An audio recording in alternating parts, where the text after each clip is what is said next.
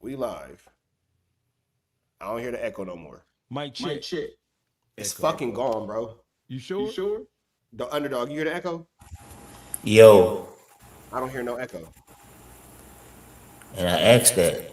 You did ask that. You the smartest nigga in the room. You the smartest nigga in the room. Look, I underdog. take that fucking. I'm That's willing Atlanta. to end it. You feel me? I'm willing to I'm willing to do this shit. All right. So that means that you can go live, Dawgface. I'm already live on here. All right, so okay. look, all right, man. All right, man. So Dawgface, you driving the car. I know this, but we gonna do it the same way we been doing it, nigga. You driving the car, or you want me to drive the car? Drive the car. All right, man. So let me go ahead and get y'all right, man. Appreciate y'all for tapping in. 10 in Trap News Network. We got some special guests in the house tonight. Man. We got some of Michigan's finest in the building, Underdog and Dawgface in the building, man. Make sure y'all tap in with them, show them some love. And tonight we going over a lot of beautiful things. We already got 40 people in the chat. Hold fast. Am I echoing to everybody? Yes, you is. I don't hear no echo. Talk, Dawgface. I can hear myself. Chat, do y'all hear echo?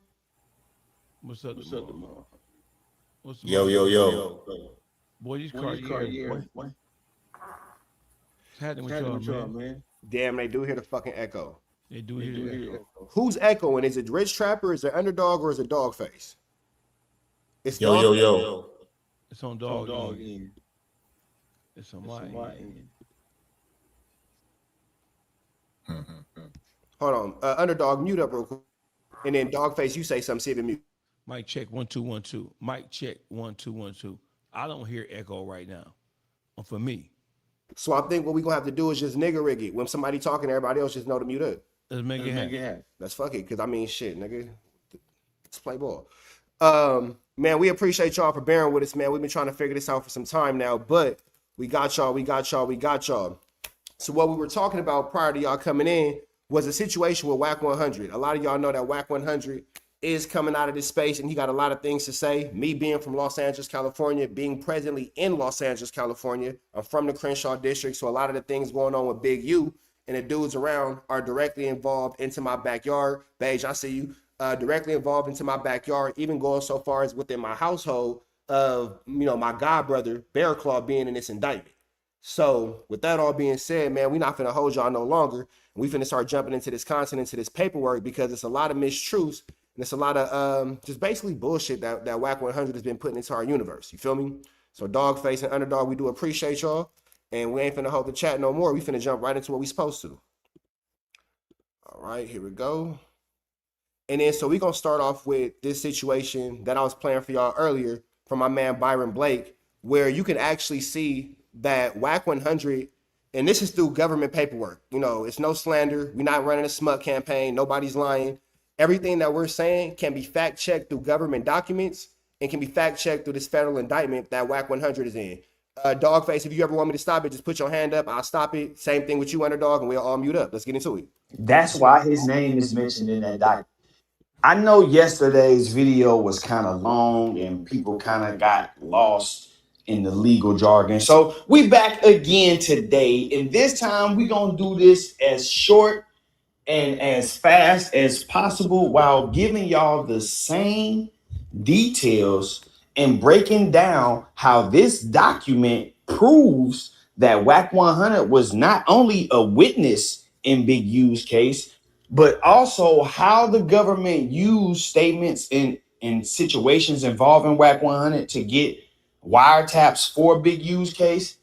And we're going to go through the legal process of how this issue is dealt with in a courtroom to show y'all why he was even mentioned in these documents. With that said, let me direct your attention to this document that says witness interviews and assets. It says, witness interviews have been conducted during the investigation that have been effective in gathering information about Henley's involvement with the homicide.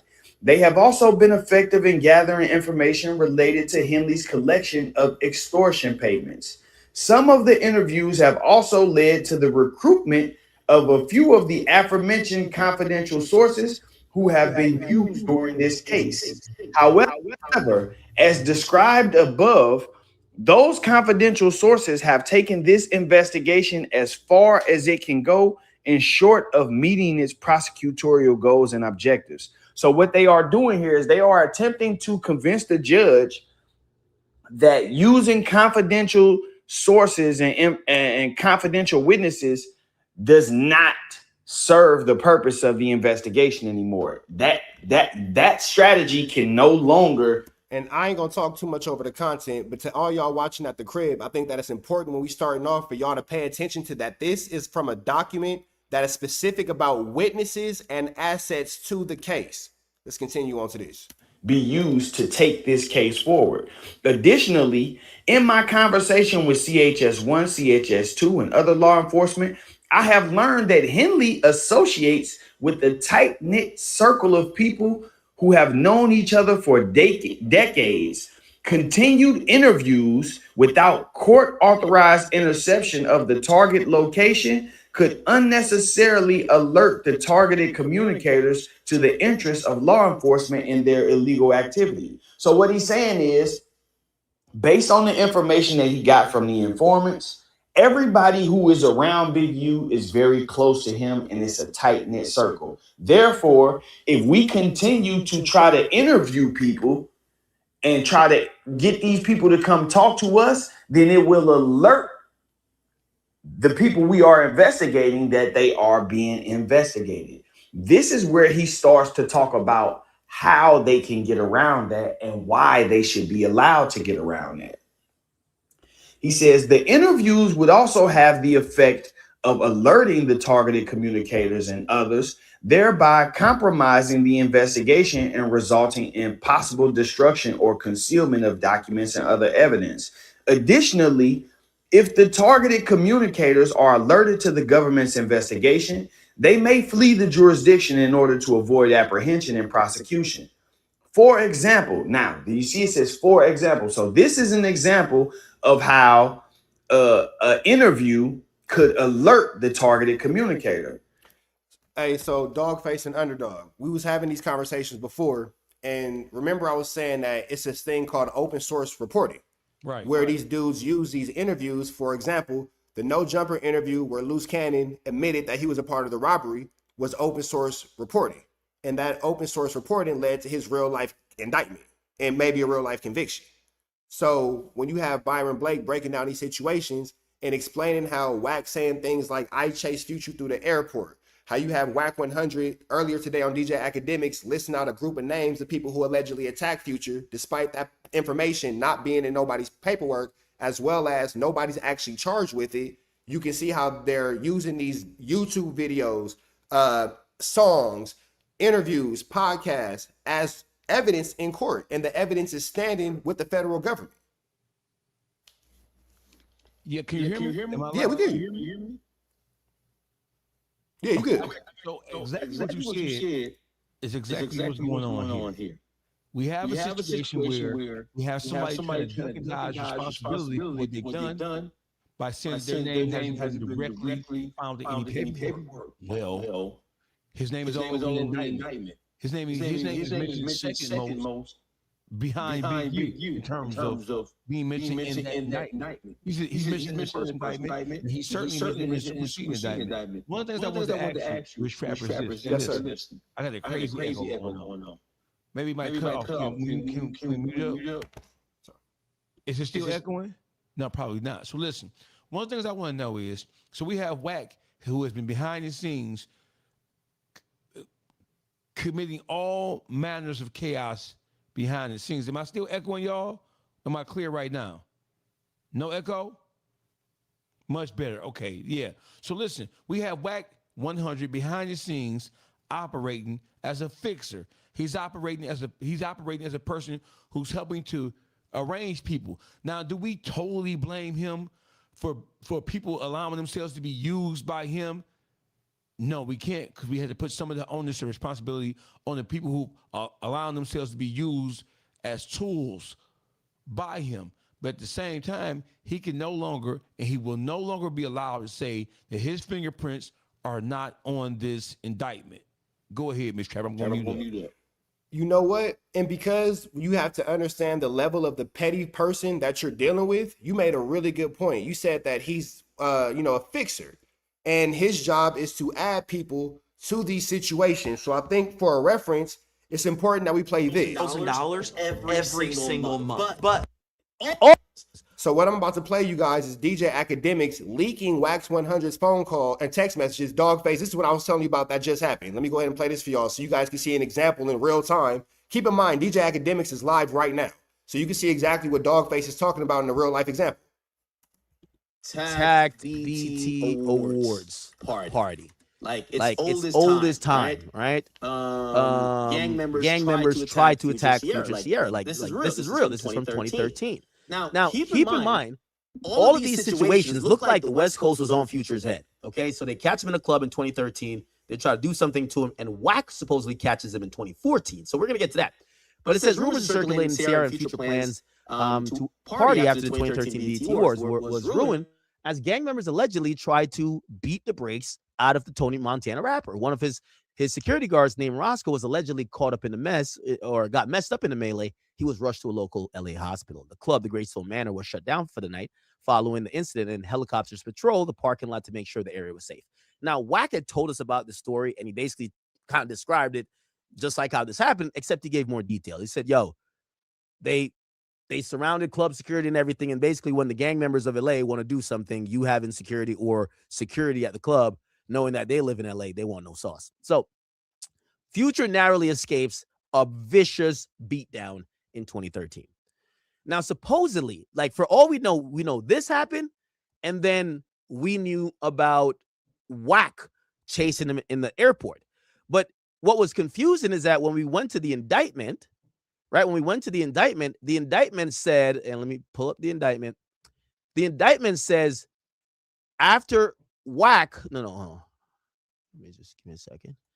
The indictment says, let's go to airport. Let's search that. Now, right? So actually, the indictment does not mention the club thing. The club thing happened in 2013. Okay.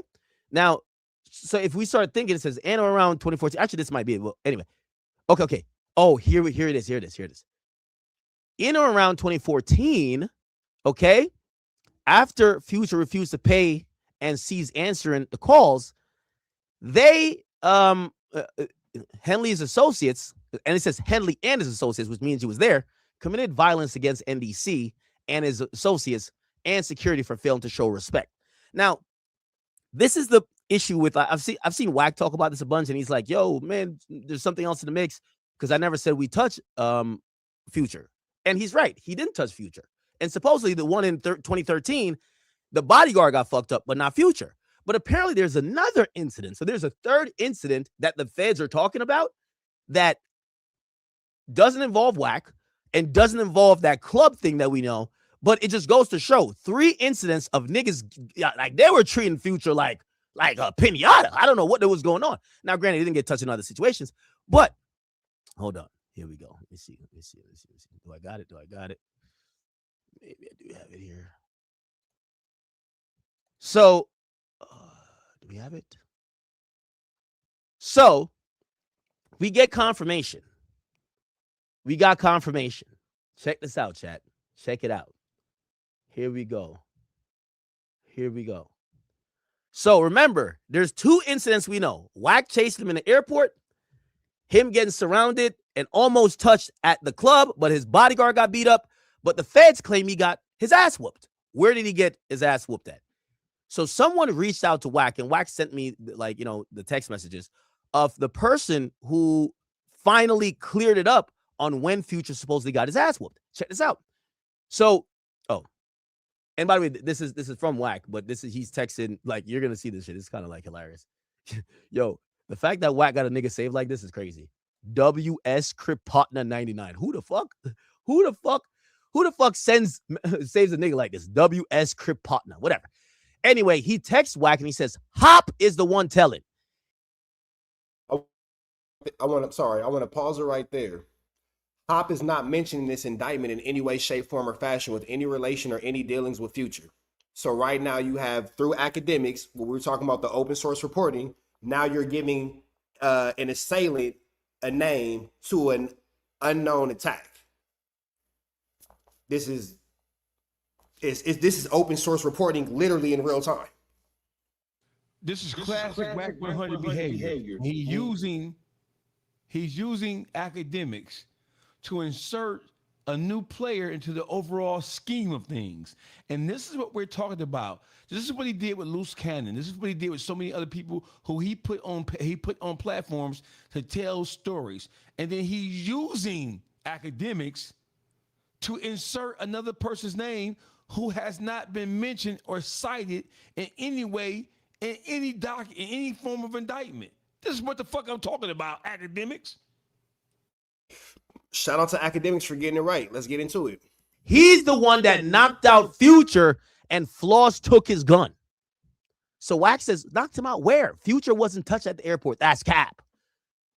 Then the Crip partner says, nigga, he knocked out Future at the SLS. I was there. Then Now, I don't mean to continue to jump all over the place, but Chad, I think that it's again important that we document these lies as they come back up to us. So you see that they're saying he was attacked at the SLS. For those of you guys who don't know, the SLS is a luxury hotel in downtown the Los Angeles area, whatever. That's what he's saying in the text messages. This is a clip from 4 years ago. And we'll hear, this is one of the original clips when Wack first spoke about the Future situation. In this clip from 4 years ago, you will hear him admit that Future got ran down on at a club, not the SLS hotel. Somewhere 16, you can find it on Google where them niggas had beat the shit out of Future and his security. Future ran out the LA club. Google Future gets rushed in LA club. They was on him. That's why they was on him. Talking about Trick from Detroit. Nah, Trick from Detroit. So, you know, that's broke, right? So all I know is we don't need to hear any more of that clip. That's it right there. Dawgface, Underdog, what y'all got to say? Hey, listen, what I have to say is this. This is a quintessential example, and I hate to keep using these fat out of the words, but this is a quintessential and or typical example of how Wack 100 uses scenarios and using situations and use storytelling to rope motherfuckers in. First of all, we're only talking about this whole thing right now. We don't have any proof that the feds had any independent confirmation that this incident took place outside of Wack 100 telling these stories. We don't have a hop who jumped on social media. We don't have who told the story and somebody picked it up out of no fucking where. We don't have a hop being mentioned in the original, in the criminal complaint, the original indictment, nor the superseding indictment. You are injecting a new person into this shit using academics to do it. What I think about this is that Wack 100, he knows that he's dealing with people who are operating with a low degree of intelligence. So he has morphed himself into a mighty mutant ninja turtle. He's Master Splinter. This nigga's Master Splinter and these dumbass niggas to do the telling for him. And then here's what I think. I think that when you say open source, he's talking about these incidents publicly. And then when these incidents get put in the police report, he's saying he's either denying it, that he ever said anything about it at all, or he's saying, hey, well, he's trying to muddy up the waters by saying, well, I ain't the only one who knew this, but you're the only one who's talking about it. And that's key. So that's the part that I'm talking about as far as like the activity of dry snitching, right? I believe that this dry snitching approach that Wack is doing is what him and the feds came up with as the way to feed them information, because he can't directly go at them no more because they already got their motherfucking guards up that this nigga suspect, he ratting, he telling. So what he do is he throw it out there in social media in this just I'm being interviewed type form, right? And it's kind of like clickbait too, because some of them give them that motherfucker to defend themselves. Then they get to talking. There's the implication. Put him in the indictment. You see what I'm saying? So to me, this is just like a strategy that him and the feds formed to continue to try to entrap all these suspects or the motherfuckers that they really, really want.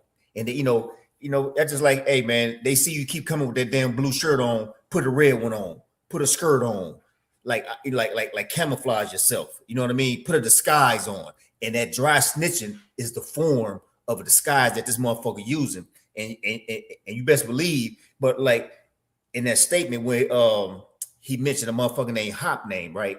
That's more of a direct going straight at a motherfucker, trying to implicate him and put him in the fucking indictment, right? Or get an indictment created for him. But his main way of moving at this time that I've been seeing is this dry snitching approach. Oh, I'm just doing an interview. These motherfuckers know, but just like Dawgface say, yeah, I don't give a fuck who know. You the one telling it on social media. So you got to claim that. You got to be the author of that, because when nobody else, we didn't know about it until you got to saying something. Hey, watch this, bro. Hey, listen. Hey, Hop, you better run for the border. Hey, Hop, I don't know who you are, but you had better run for them. I'm assuming you're a Crip, because Wack has a thing. He ain't from nowhere. Hop ain't from nowhere. Hey, Hop, I think you need to go lawyer up. And I think you need to, because this guy just sent some text messages. I'm sure, Hop, that you didn't know if these text messages are even real. Because I don't believe shit Wack says. But if these, but you know what? Wack has a canning ability to get motherfuckers to talk who shouldn't be talking about the motherfucking thing. So if Hop, is he a real person? Is Hop a real person? So Hop, you better go lawyer up, because this nigga just sent text messages from you and him where you are admitting and acknowledging knowledge of a criminal activity. And Hop, in your text messages, if they are real, hoping they're not, you are admitting that you were there, you had firsthand knowledge, and that you have material information about a crime that has to do with an ongoing fucking indictment. Federal crime. A federal crime. You better run for the fucking border, Hop. And before we get back into this academics clip, I just want you guys to remember too, because I know we, obviously the three of us being in and out of the legal system, we able to keep up with this in real quick time. Chat, please don't forget that this is not the root of the conversation. The root of the conversation is the paperwork in which we were playing in the very beginning. Throughout that paperwork, we're going to show you things like this that will just prove, as we're going through the paperwork, that Wack 100 is in fact working with the federal government in a coherent effort to get Big U an indictment, and we're just able to show you his lies in real time. So as Dawgface and Underdog both explained, as far as this open source reporting is concerned, when the paperwork says they're using things like podcasts, interviews, as Dawgface says so eloquently, as Underdog says so well, these dudes are going on the internet dry snitching and blah, blah, blah. The government calls that open, we call it dry snitching. The government calls it open source reporting, and it is able to be used in federal indictments. So things like Mr. Hop being told on, don't be surprised if you look up in 2 weeks and now Hop's mentioned in a paperwork where he was never mentioned before. And Wack says, first they said it was a club, not a hotel. So that happened at a hotel Future was knocked out at. So now we're getting to find out the club that. And I want to ask this question too, real quick before we go. Why do y'all think Wack lied and now is trying to clean it up from saying it was a club to now saying it's a hotel? I wonder what the reason for that is. What y'all think?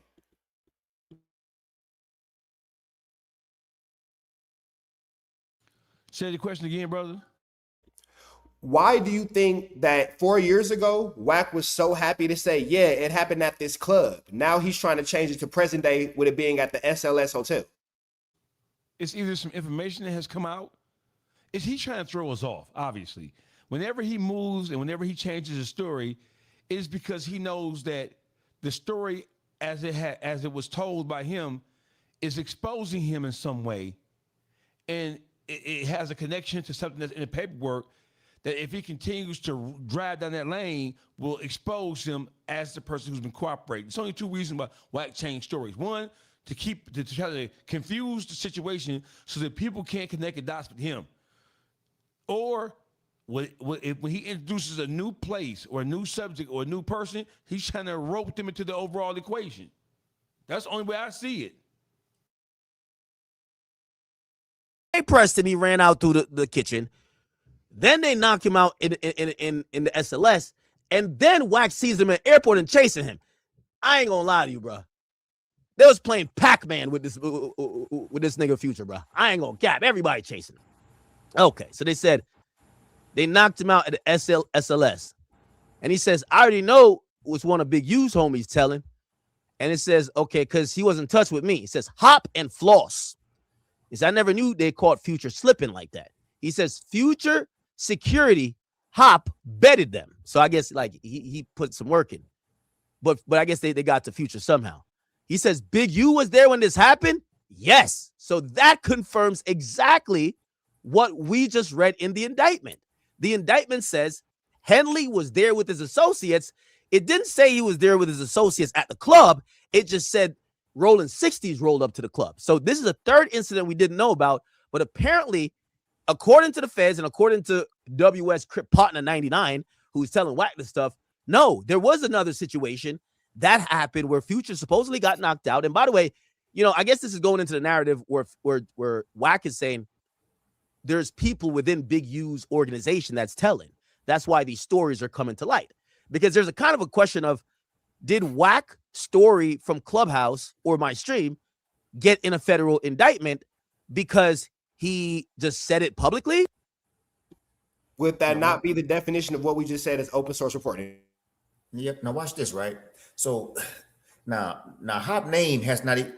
Can y'all hear me? Yeah, Hop name has not even been like mentioned, right? So let's just look at it from a couple angles. One angle could be like he did put in the work and got away with it, right? But according to Wack, you ain't got away with shit because all this is happening in my house, right? So why it takes long to come out? Because that motherfucker gonna always want his cup full of motherfuckers he can tell on. Okay, that's one situation. Now let's just say that Hop ain't got nothing to do with none of this shit, right? But Wack 100 is mentioning him, right? So what Wack does, like say if my name was ringing in this, but they can't prove it.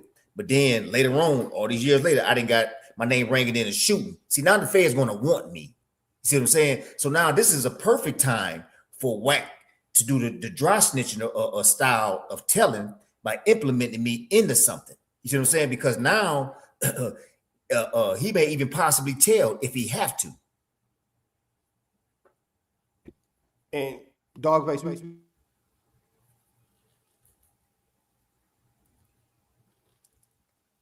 why did Wack send these text messages to academics? It was to prove him to be innocent, or was it to give him more details about what took place so as to provide some clarity to academics?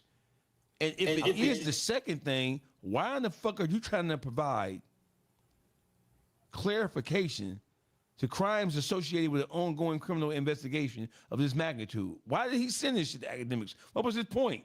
It's like an extension of dry snitching. Like he pushing it at him because he know he weak and he'll go to the store for him. Basically, he'll put this shit on this platform to keep it alive because they really ain't even listening to me no more, or I didn't talk too much and I need this shit spread it from a different source to keep it alive. And sure enough, he go right on this weak nigga page and press him. And he gets to doing what he doing now, which in reality keeps the information relevant. And it's dry stitching. So now the focus is on this motherfucker. Now academic talking about it. And you know, once a certain level or a certain caliber of person say something about something, it's going to be heard even better. You know what I mean? So that's like saying that if my trap house only doing 100 grams of the boy, but I got 500 grams of some shit, then yeah, I need I need somewhere to distribute this product I have. Same thing with Wack. He need another source to distribute it so that it gets out quicker and more. And that's academic page. He been squeezing academic for years. He always like whenever he need a bigger voice, a bigger mic, check this dog. And he run right down on me. That nigga do just what he doing now. So in reality, Shit, academic is also dry snitching. Even though Wack is going through this nigga, you got to be smart enough to know that nigga, you being pushed like a pawn. So motherfucker, you are in the game of chess. It's just that simple. And before I start the content back, I'll make it even simpler than that. Loose cannon. The situation with Future, a conversation that happened on No Jumper that led to an overt act in a federal RICO. The situation where Wack told the story where it was him, academics, DJ Vlad, Adam 22, and Remo, and they did that whole like podcast. Wack told the story about Big U surrounding him in a parking lot. Remember, he was like, and I started getting off in threes.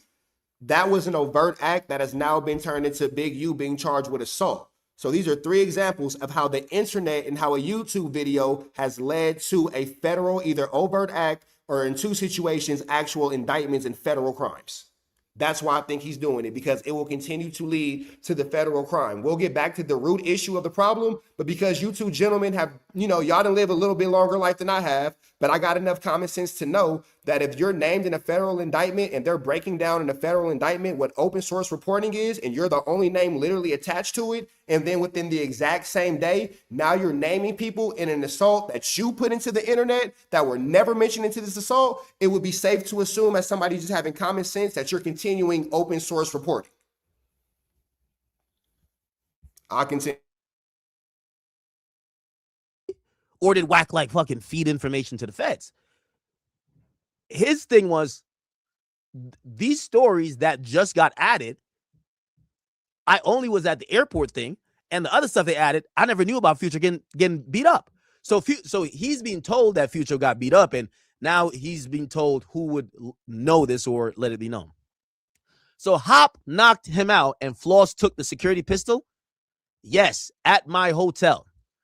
And he says, yeah, I didn't know about this one. Now it makes sense. They're mixing the situation with the hotel situation.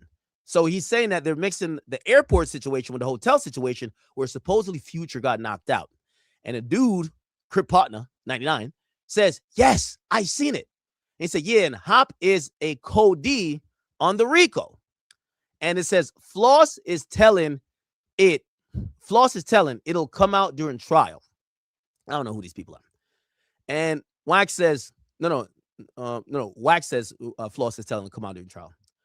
Then Crip Partner says, that's who telling. My brother got 2 kids by Hop's sister. Oh, shit. And then Wack says, Hop ain't never did no time, bro. And he got away from Big U. So right now, I could see Hop cooperating. Wack got that, like, cooperant radar. Like some people got a gaydar. And this nigga got a snitch dar. You feel me? So here we go.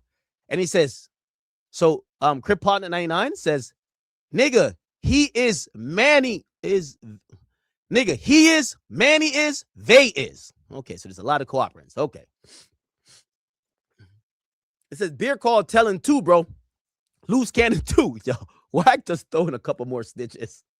It's like, nah, this guy snitched too, this guy.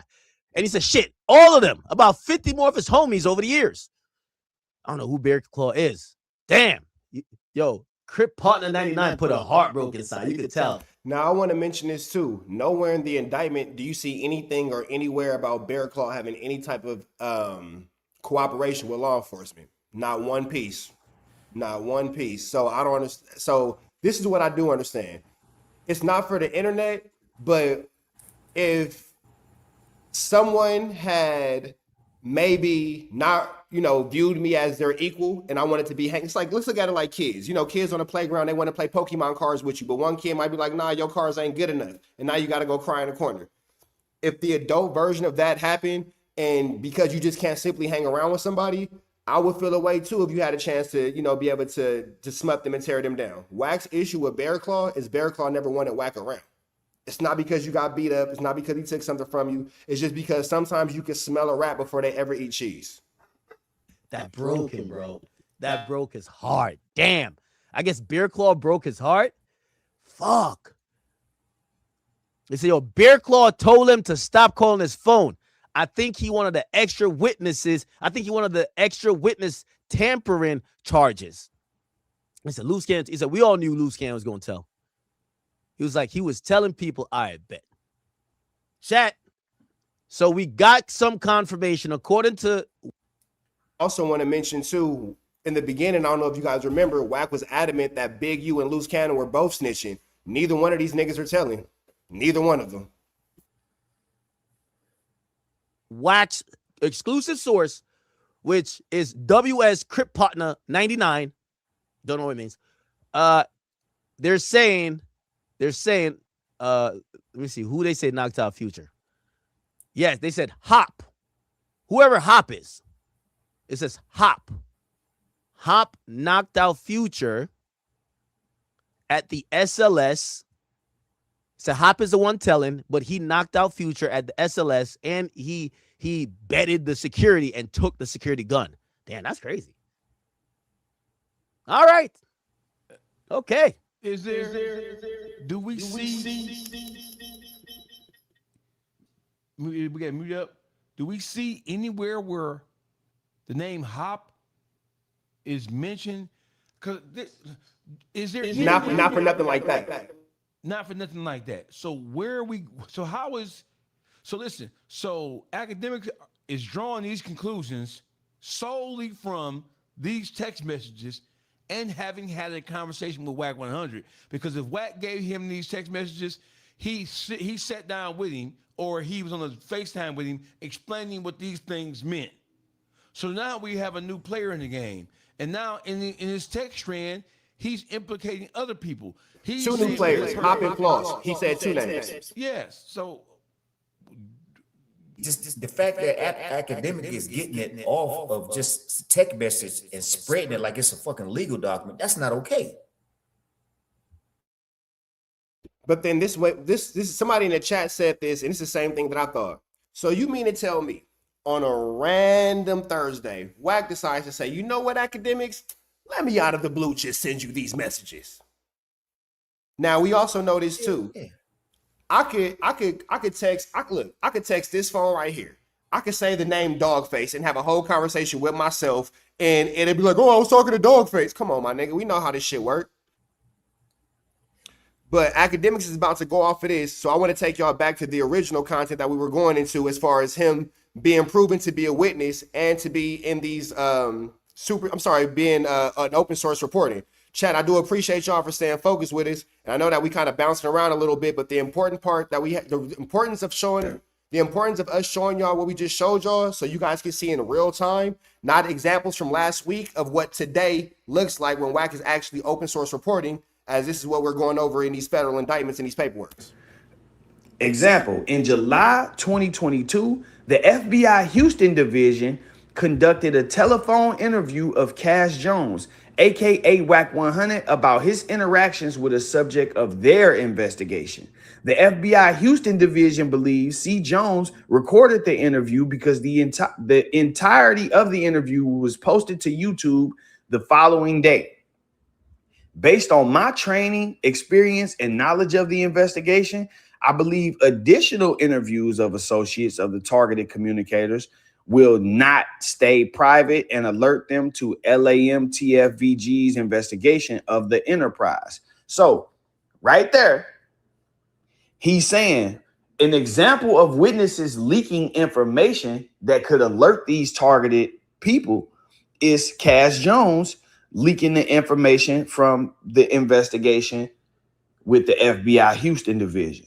It also says, I believe, additional interviews. So there's already been some interviews. But anyway, let's focus on Cash Jones, right? Because something I want y'all to understand is right here in this moment, they are using Cash Jones leaking of an interview in a separate situation as a foundation for why they should be allowed to get a wiretap in this situation. Legally, you cannot do that. But let me show you how they were able to get around that. Now, first things first, just like I told you, no, the government cannot use a witness leak from a completely different, unrelated case as a generalized legal shortcut to bypass witness interviews or establish necessity for a Title III wiretap in your specific case. Meaning they cannot use the fact that Cash Jones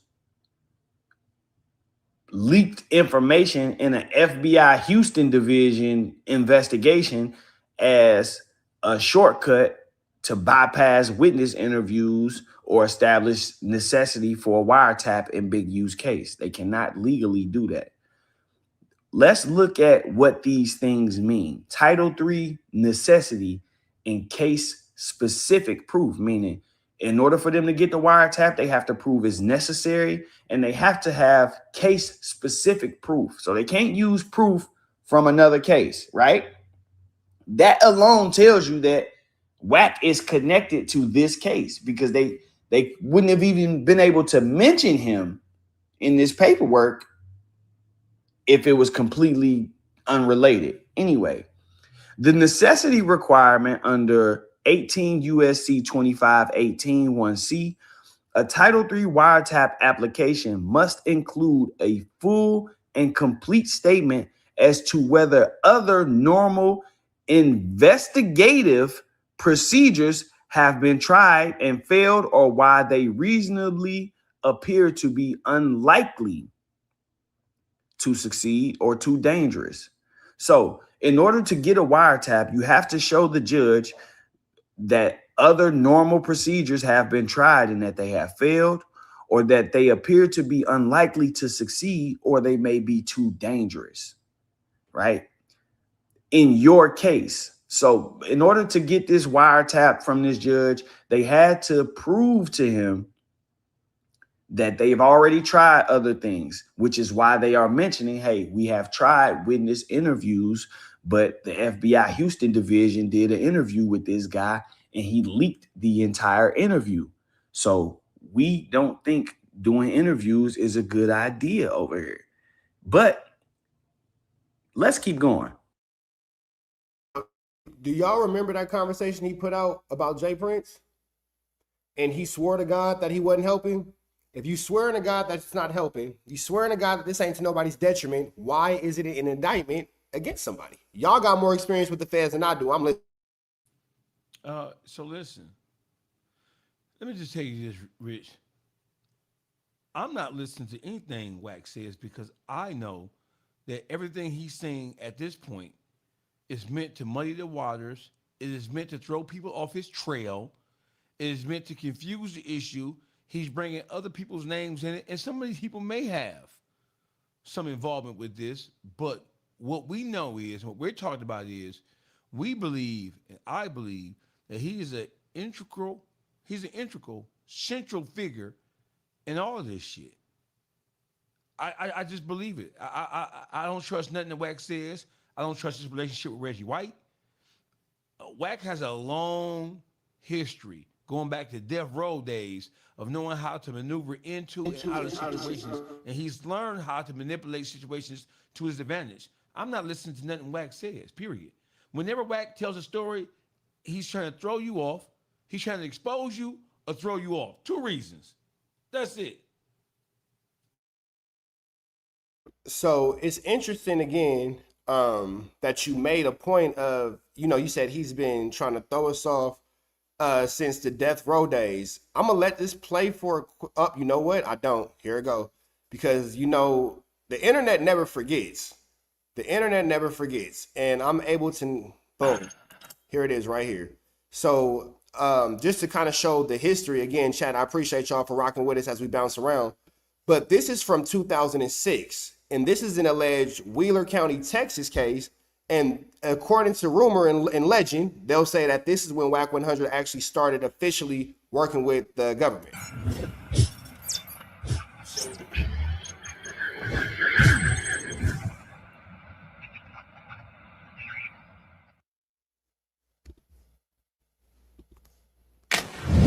What's going on? I'm Larry Hoover Jr. and I'm rocking with Street Certified News. It is your boy Kiss, man. Shout out to Street. Man, smack that on 100. He always seems to pull it. In part 2, we're really gonna break down this 2006 gun case. Darren Chase, April 16th, 2005. Safety trooper Darren Chase was on a routine patrol on Interstate 40 in Wheeler County, Texas, when he would pull over a 2005 Cadillac for driving 77 in a 70-mile-per-hour speed zone. The driver, later identified as Cash McElroy Jones, stated that he was a truck driver and always ran about 5 miles over the limit. He also stated that he was en route to Tulsa, Oklahoma for a funeral. At some point during the traffic stop, the trooper would ask Cash Jones for permission to search his vehicle. After denying the request, K-9 units were called to the scene. During the search, troopers located a black rifle, black shotgun, a loaded black pistol, along with several clips and large amounts of ammunition for each gun. Following the recovery of the firearms from the vehicle, both Cash Jones and his passenger, who would later go on to be identified as his brother, would be arrested, with both men being charged with unlawful possession of a firearm by a convicted felon. Soon after this arrest, he would be briefly placed on a Fed hold before posting a $10,000 bond. Once out of jail, Wack 100 would travel back to Los Angeles, where he would continue working with Death Row Records and Suge Knight. Only 2 years later, in January 2008, police would name Knight as one of the members of the mob Pyru Street gang in a crackdown by authorities in the city of Compton. Despite his music industry connections and now managing Ray J and rapper The Game, Wack 100's name would be left out of the crackdown. In that same year, Cash Jones, aka Wack 100, would be caught on wiretap, informing business partner Mark Stevens that the Main Street Mafia Crip leader Liddell Rawls was under investigation for the kidnapping and beating of Robert Ross, aka Stutterbox. Liddell Rawls, who prosecutors said was the leader of the Main Street Mafia Crips gang, would be accused in a criminal complaint filed in February 2011 of directing members to kidnap, beat, and rob the victim, Robert Ross. CS2 Back would play a pivotal role in that case, both helping authorities connect the dots to Del Dog via the wiretap phone calls and eventually helping Main Street beat their case. Let's play Stutterbox talking to Wack. This what I'm trying to figure out, though, Box. Help me understand this, because me and you both know that whole case. He ain't finna do nothing but tell a bunch of lies. Go ahead, gentlemen. I got a question. This is off the beaten path, but Wack, I don't hear Wack 100. I don't know, and maybe I'm wrong, but every major incident, every issue, everything of substance that I hear of him, but the exception of him being associated with Suge Knight, it's all Crip business. It's all Crip business. How can a Pyru be involved with this much knee-deep Crip business over the years? You're gonna have to. I'm not from LA, but I'm confused up to this day. So to answer your question direct to the point, nobody, and when I say nobody, views Wack as a Pyru. What you guys view Wack as outside of the state of California, your business. What you guys view Wack outside of the city of Los Angeles, your business. I do understand how he appears to the world. But if Wack was a piece of jewelry, he's gold with brass in the middle. Period, point blank. Wack is able to be manipulated and to be used. And unfortunately, in a room full of sharks, he's a guppy. We'll just say that for the YouTube guidelines. He's a guppy. And there's nothing wrong with being a guppy because somebody has to be a guppy. They're essential to the ecosystem. But a guppy is meant to be food and or bait. That's the purpose of a guppy. That is the purpose of Wack, to be food and or bait. Suge Knight needs somebody. Wack got the money from driving trucks. Boom, he'll take care of it. The game has some legal problems. Wack may be able to move it around despite making the situation worse, but at the time, boom, he takes care of it. Blueface catches the case and he gets his chain snatched. Boom, Wack goes to the police station and fills out a police report and snitches on the dudes from San Fe 13 about Blueface getting his chain snatched.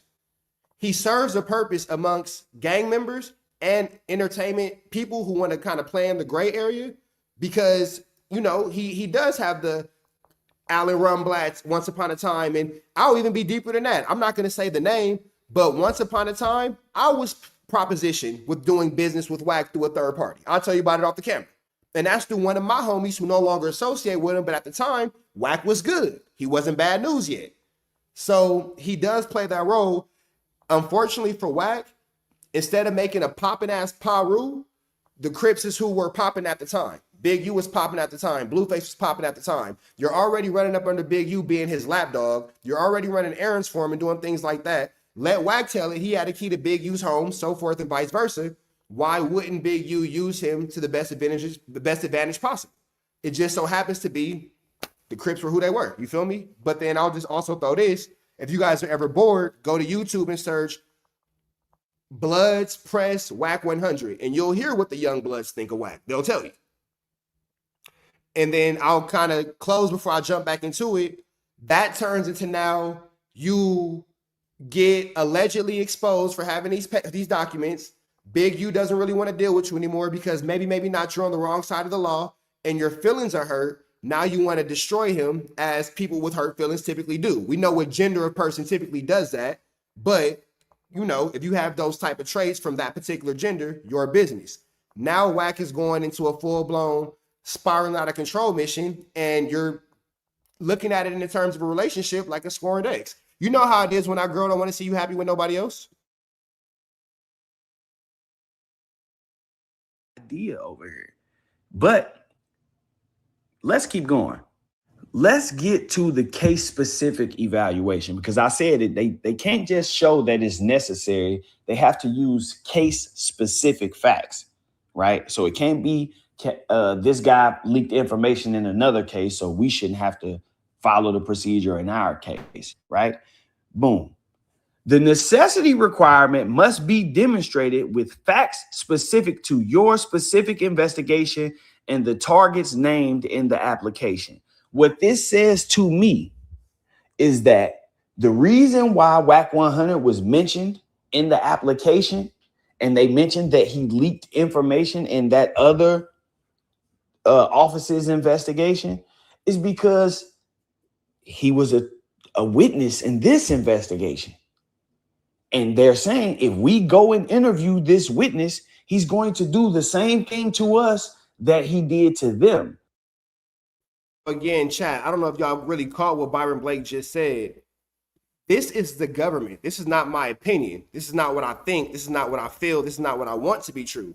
This is the United States of America identifying, addressing, and speaking about Cash Wack 100 Jones in the term that they're using as a witness. So I'm not sure if he's unaware of these papers. I'm not sure if he's unaware of these documents. But as far as the United States government is concerned, in the case of Eugene Henley Jr. versus the United States of America, Cash McElroy Jones, aka Wack 100, is in fact named as a witness. Now, he'll argue whether it's true or not. That's not my place to debate that. I'm telling you what's on the paperwork. Named in the application. What this says to me is that the reason why Wack 100 was mentioned in the application, and they mentioned that he leaked information in that other office's investigation, is because he was a witness in this investigation. And they're saying if we go and interview this witness, he's going to do the same thing to us that he did to them. So you should just give us a wiretap.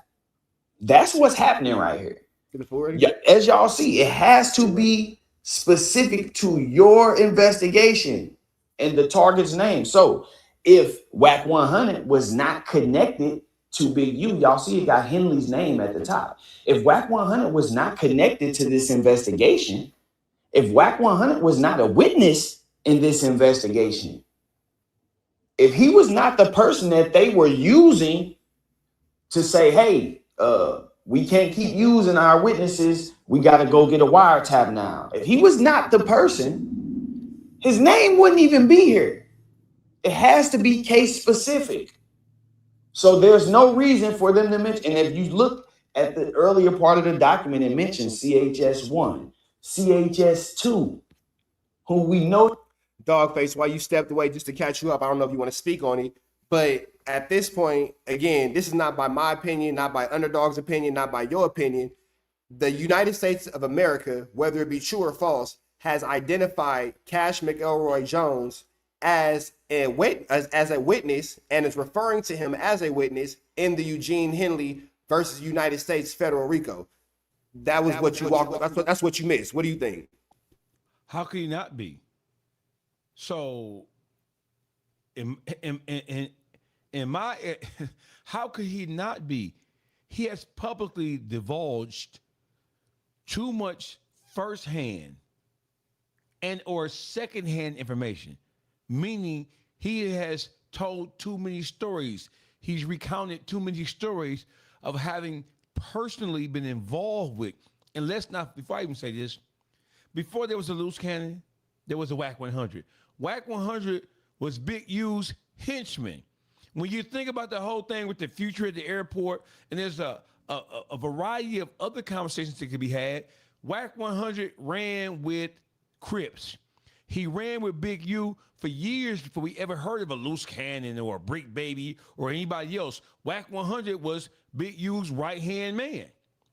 So Wack 100 has told too many stories where it appears as if he has first-hand knowledge of criminal activity that has been cited in Big U's indictments, and he has told too many stories where he has secondhand knowledge of things, of people who have things that he have heard, which would still make him a material witness. How can he not be called?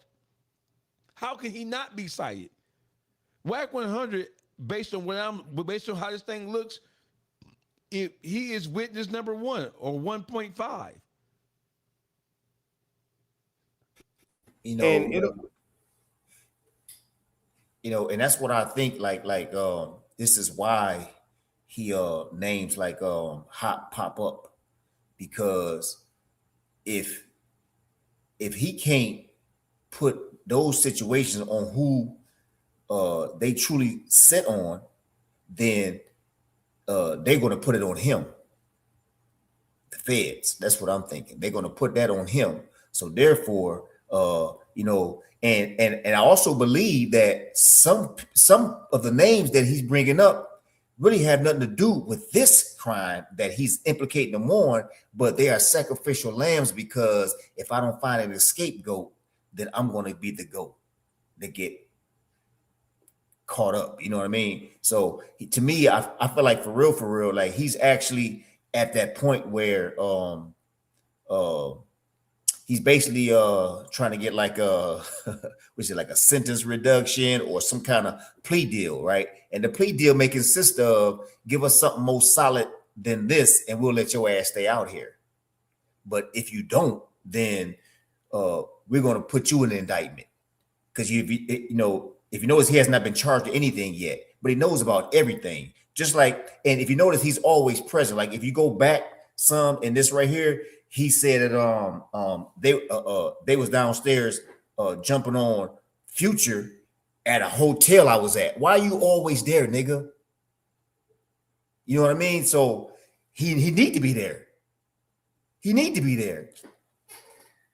He always there. Hey, at first when he starts talking about the Big U and the LAX story, he was acting like Big U was doing it, but then he got so caught up in telling the story, he said, I pressed Future when he was with Sierra. I was the one that went through the fucking the bridge at the fucking airport. Future made the call, throwed the phone to me. I talked to Stunner Man. He always say so.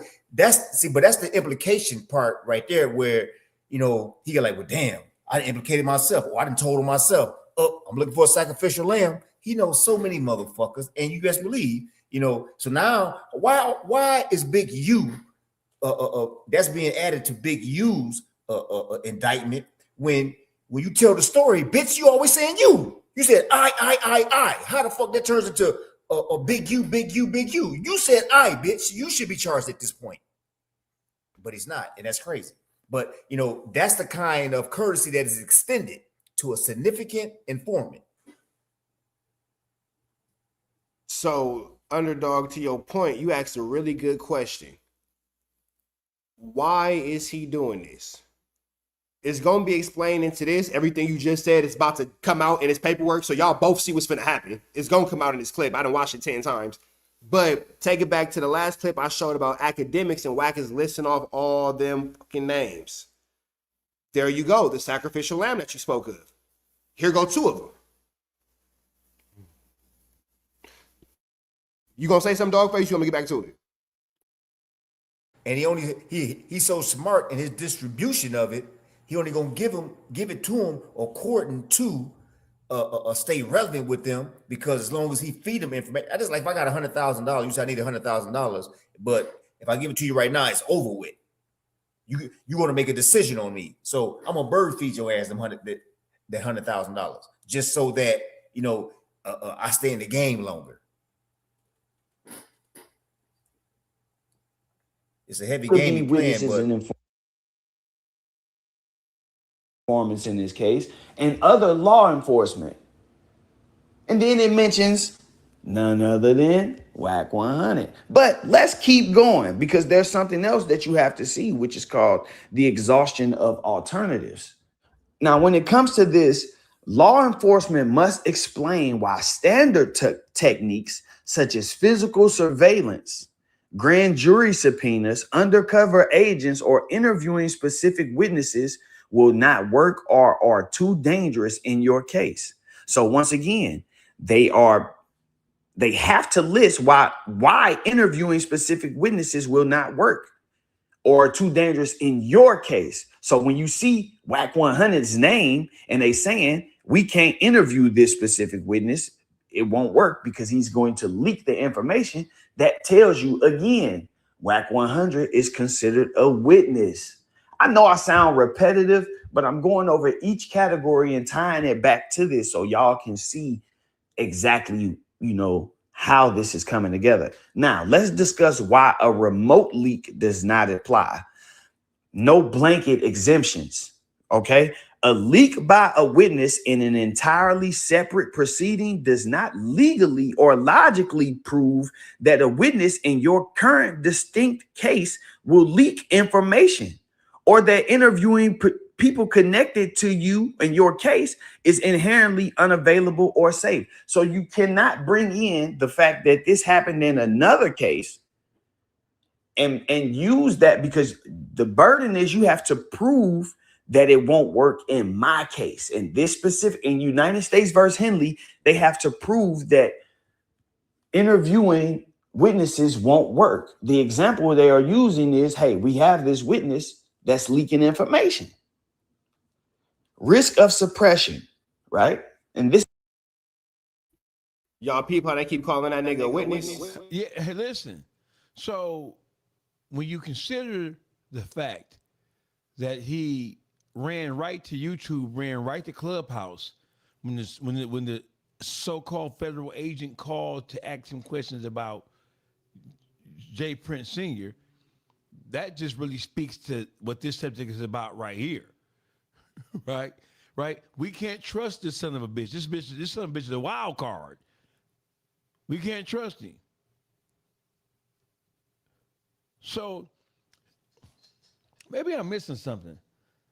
So because we can't trust the normal course of procedure. You seeing what you saying? Right. Because we can't trust the normal course of procedure. So we want a wiretap. We want authorization for Title III to get electronic surveillance, because in this situation we can't use normal means of investigation because we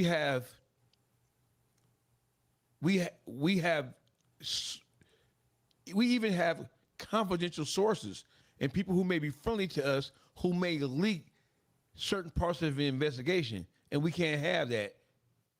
Is that what we saying? Do you understand what that means? If that's what we saying, that hey, means watch that the Dawgface. don't even trust this nigga. Hey, watch the Dawgface. You own it, right? Now watch this, right? And this, me, I'm kind of like thinking outside the box type shit, right? Now watch this. They say that the wiretapping, another form of it is also digital communication, right? So when you throw clickbait on your YouTube and a suspect grab it and tell on himself, Can you see that being like a form or a modern day a form of a wiretapping?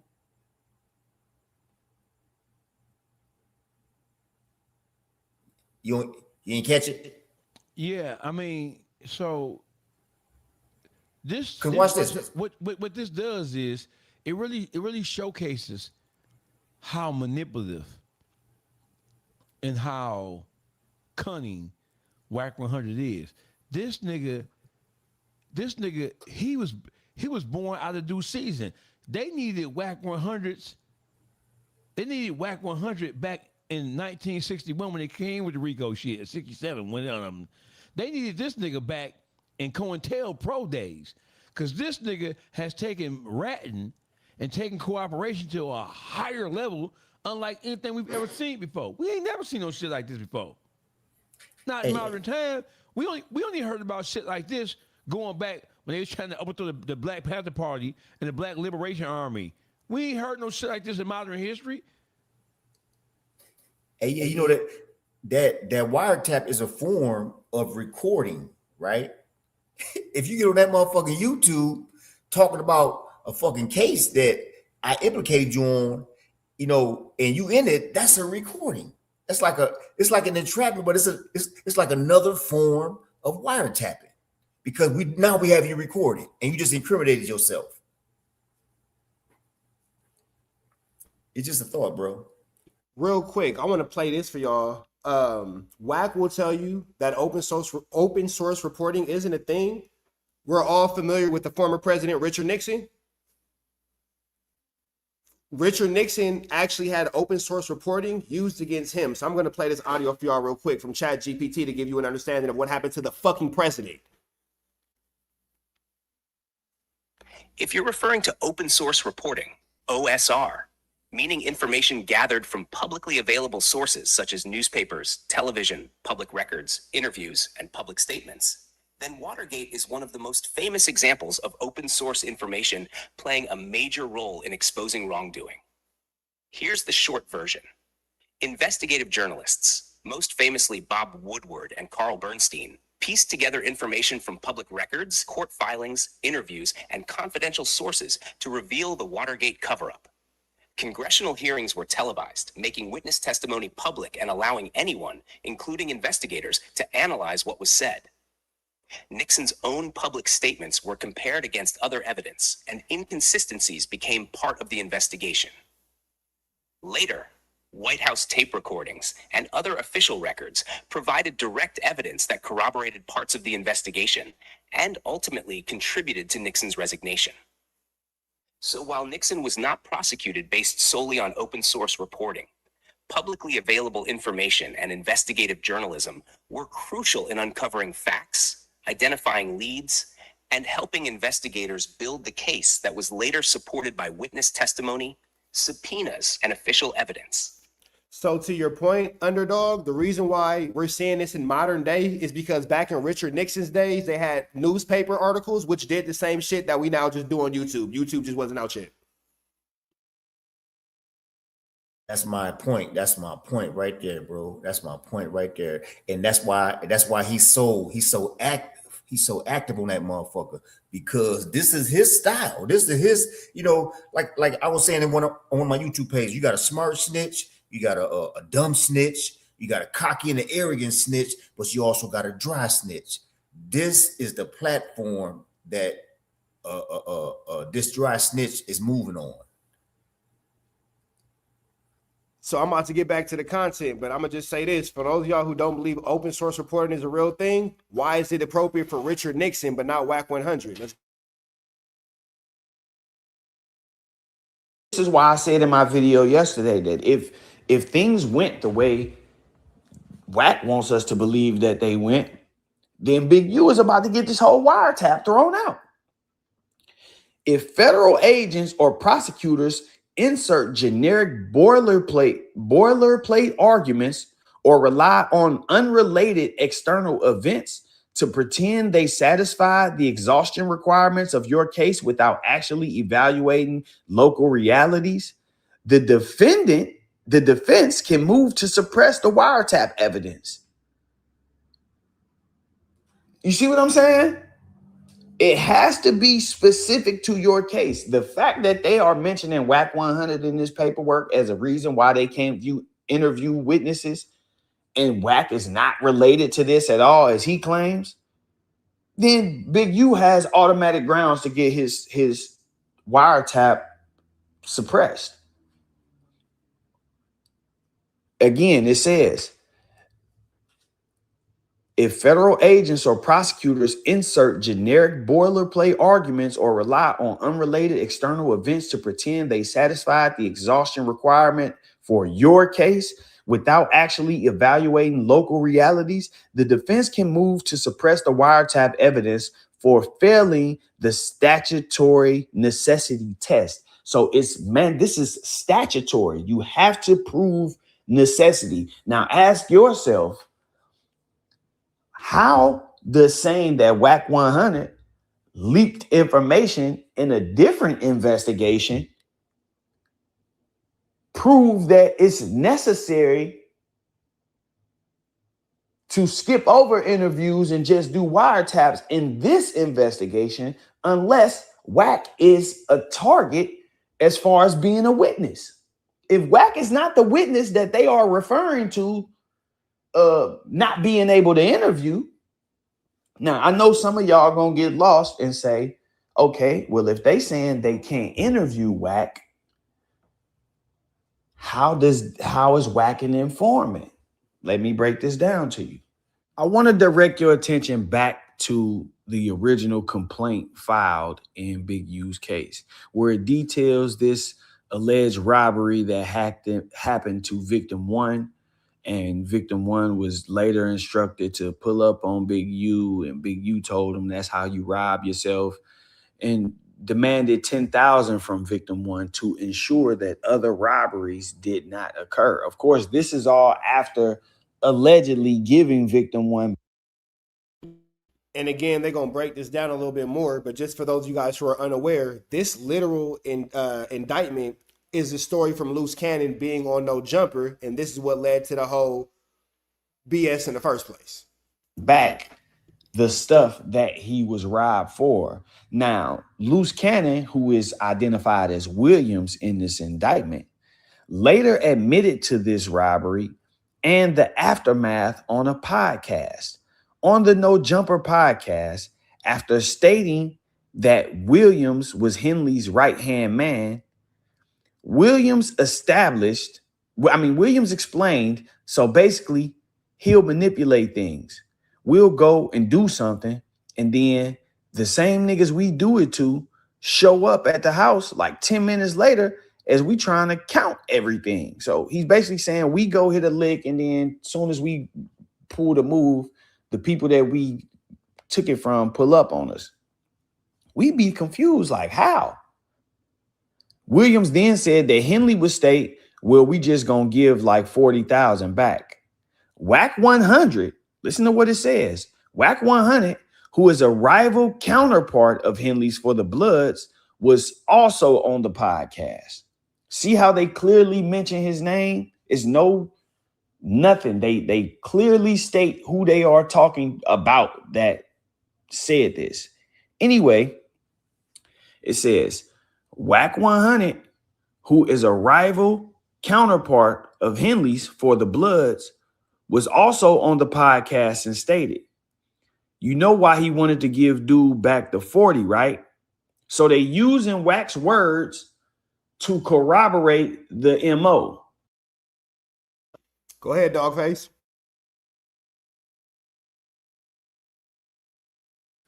So what is all this shit? So what are all these Wackesha defenders talking about? Oh, he's not in the indictment. These are all Crips who doing all this. Ain't no pot rules on the indictment. It's all Crips. Hey, listen. You ain't heard of Crips and shit. And so listen, even though you have a Loose Cannon, who's a Crip, Wack, he's not? Now come on, nigga. You need to be throwing Crips out because you don't like. He from the same community. He claimed the same community I'm from. This nigga's from fucking San Bernardino County. So why is he allowed to run around claiming this? Y'all have to remember, okay, let's put it to you like, I'm gonna give it to you the best way. You familiar with Chicago? Niggas claim Chicago, but really hide out in Evanston. How you gonna get to him if he in Evanston? What we gonna do to him? The nigga in Evanston. How we gonna get him? But he was running around with Big U for years, though. The last couple of years up to the indictment. You didn't see him doing nothing creepy? No, I just seen him doing shit that had nothing to do. I mean, shit, listen. So you didn't see him doing nothing gangland. He just being a goof. So let me say this. So he was using Crip language in his speech, but that doesn't mean that he was actually in Crip business. He was in Big U's business, working as a liaison or as a henchman for Big U. So that doesn't mean that he's a Crip because he's working with a Crip to do Crip shit, or no? How does that work? I'll put it to you like this. I was in Atlanta and somebody asked a question, when did I have my dealings with the feds? 2019. I was in Atlanta getting money. I'm not no Atlanta nigga. I was just around and I was allowed to occupy that space because I brought something of value to the situation. They never put me in a business. I was never in no Atlanta beef. I never slew in. When niggas is doing the YFN, Lucci, all that young thing, I don't even know what you niggas is talking about. I provide a service that allows me to get some money right here. Y'all cool with the service I provide for me to pay my taxes to get my chili right here. That's it and that's all. It don't make me a part of nothing they got going on. I'm just a nigga who right here providing a service and I'm done when I'm done. And I'm disposable just like that nigga's disposable. I can go for that. I can go for that except for all the goddamn Crip language, respectfully. And I never heard nobody who was standing on real Crip business challenge him or question whether or not he was official. With everything you see going on, who the fuck gonna get on the camera and talk about this federal ass shit and end up in that RICO? So listen, do me a favor, bro. So over the course of the last couple of years, every time we have, listen, I have had major questions about what Wack's relationship or what his, because it seems to me and to everybody else who's not blind, deaf, and dumb, that he has a thing for trying to take down Crips. To me, it doesn't matter what set. It's the 60s. Uh-huh. He don't beef with Crips. He beef with the 60s. Is it true that that's because his wife, Kimberly, is in a relationship, was getting hit from the back by a 60s? Is that true? Or is that just rumor? Nigga in that thing with his leg.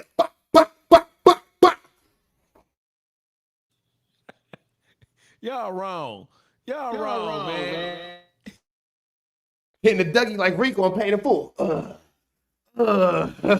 Driving that black S550 Benz, sliding down the old road, all that, yeah. So are you telling me on this podcast here and right now that Wack 100, one of his major motivations is the grudge he's holding against the 60s because somebody from the 60s is fucking his soon-to-be ex-wife? I know you ain't saying no shit like that. Bow, hit it from the back. Bow, hit it from the back. So all of this planning, orchestrating, sneaking, master splinter activity, all this Teenage Mutant Ninja Turtle shit is about ego and pride and hurt feelings.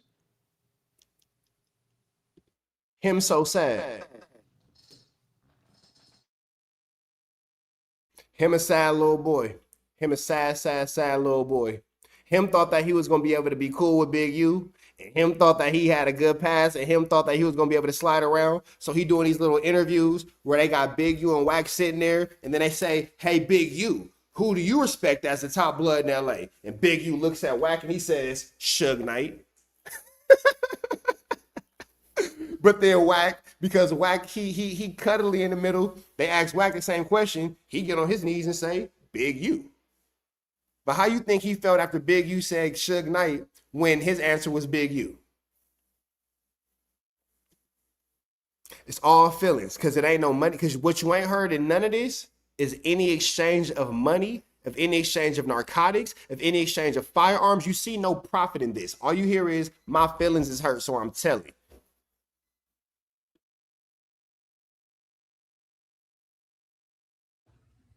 Right here, Wack is explaining to Loose Cannon and the people viewing the podcast why Big U, because Loose is saying, man, he'll be like, well, we just gonna give back 40,000. And now Wack is saying, you know why he was saying why he wanted to give dude the 40, right? Because he was gonna charge him 20 for getting it back. So they're using Wack's words in the original complaint right there. Fast forward to 2026 and a new indictment has been filed.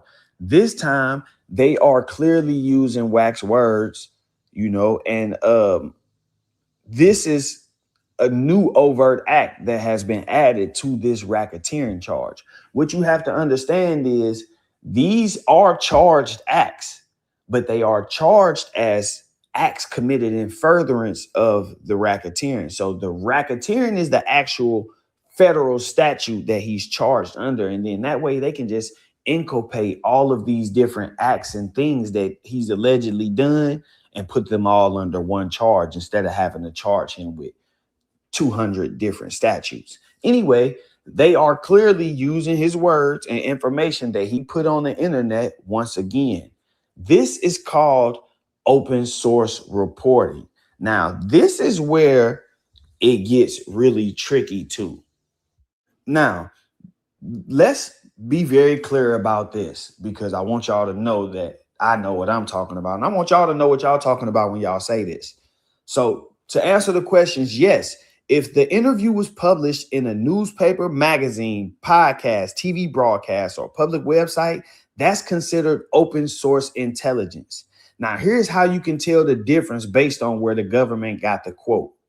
It is open source reporting if the interview was public, the witness spoke to a journalist, a blogger, or posted a video online.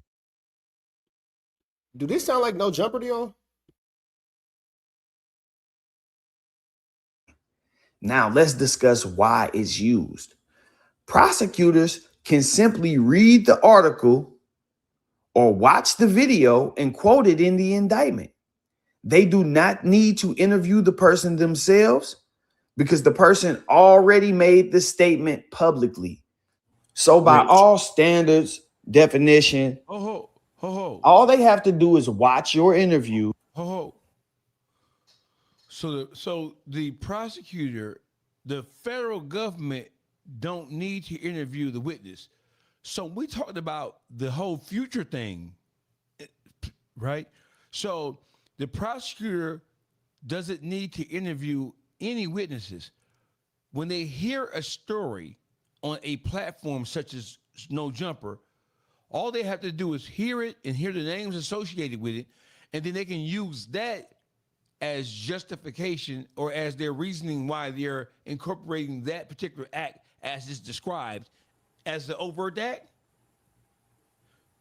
Man, dry snitching, aka overt act. So that means that his words on these podcasts are even more critical.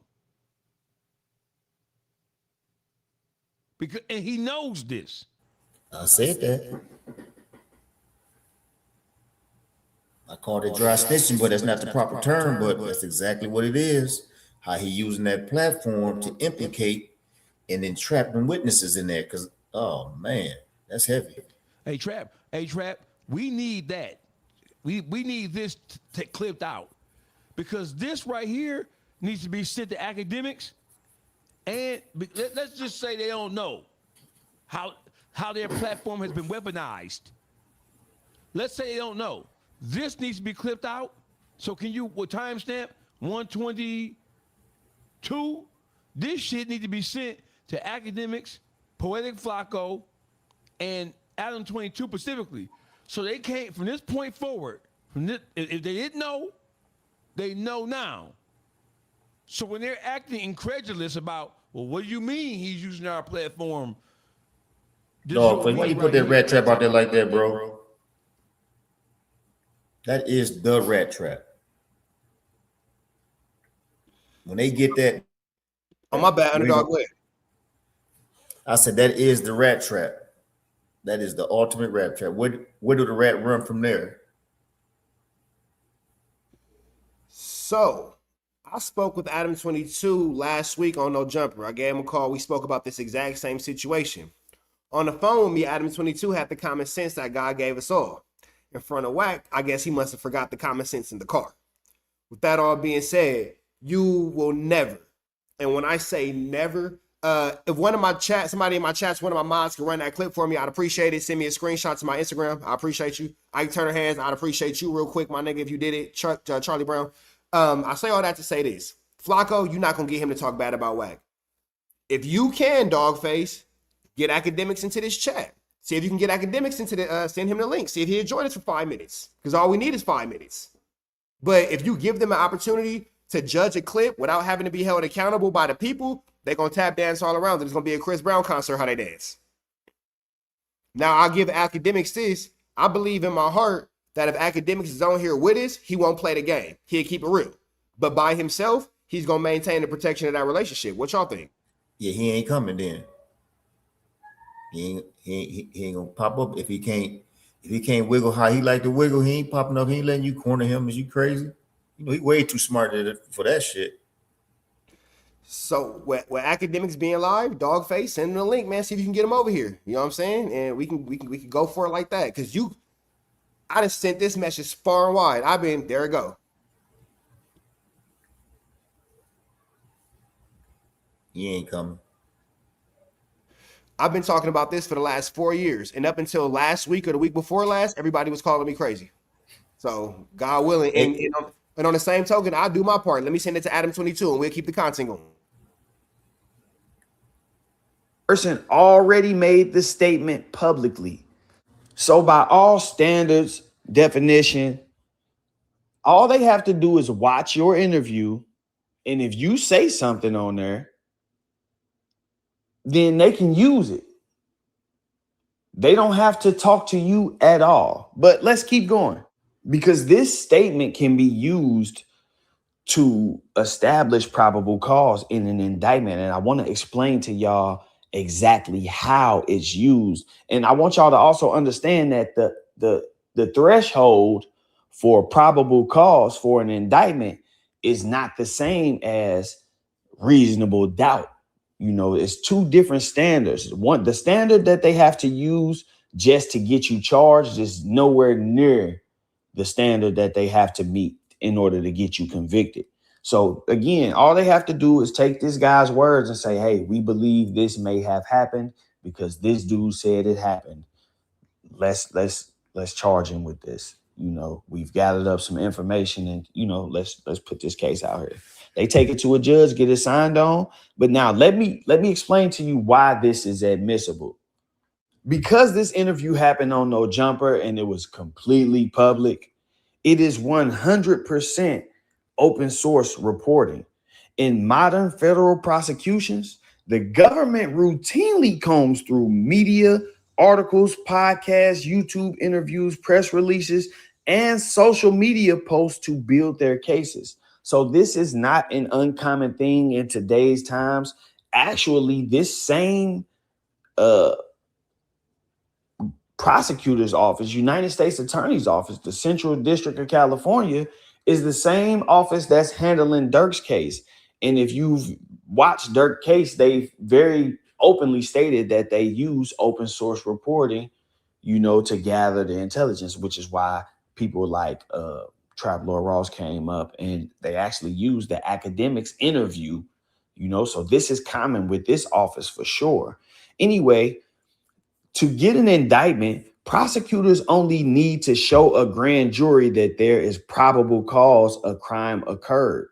Public statements made by people around you, even if they haven't talked to the police, can legally be used to help build that baseline narrative. So once again, Wack has been online talking about his history with Big U, how he knows his wife and all of this stuff. And all that's doing is just establishing credibility. So when he comes out and says certain things, then they like, okay, this is, You know, in one document, he's listed as a rival counterpart. In another document, he's listed as a co-conspirator. This is just something that they doing to muddy the waters, but it's also establishing how these two have a history with each other, and there has been conflict within that, you know, that time frame. Locking in a narrative by putting a person's public quotes directly into your indictment, the government is signaling to that person, hey, we saw what you said publicly, and we gonna hold you to that if we call you to testify. If we called you into trial, we expect you to say the same thing that you said. We ain't no. Go ahead, Dawgface.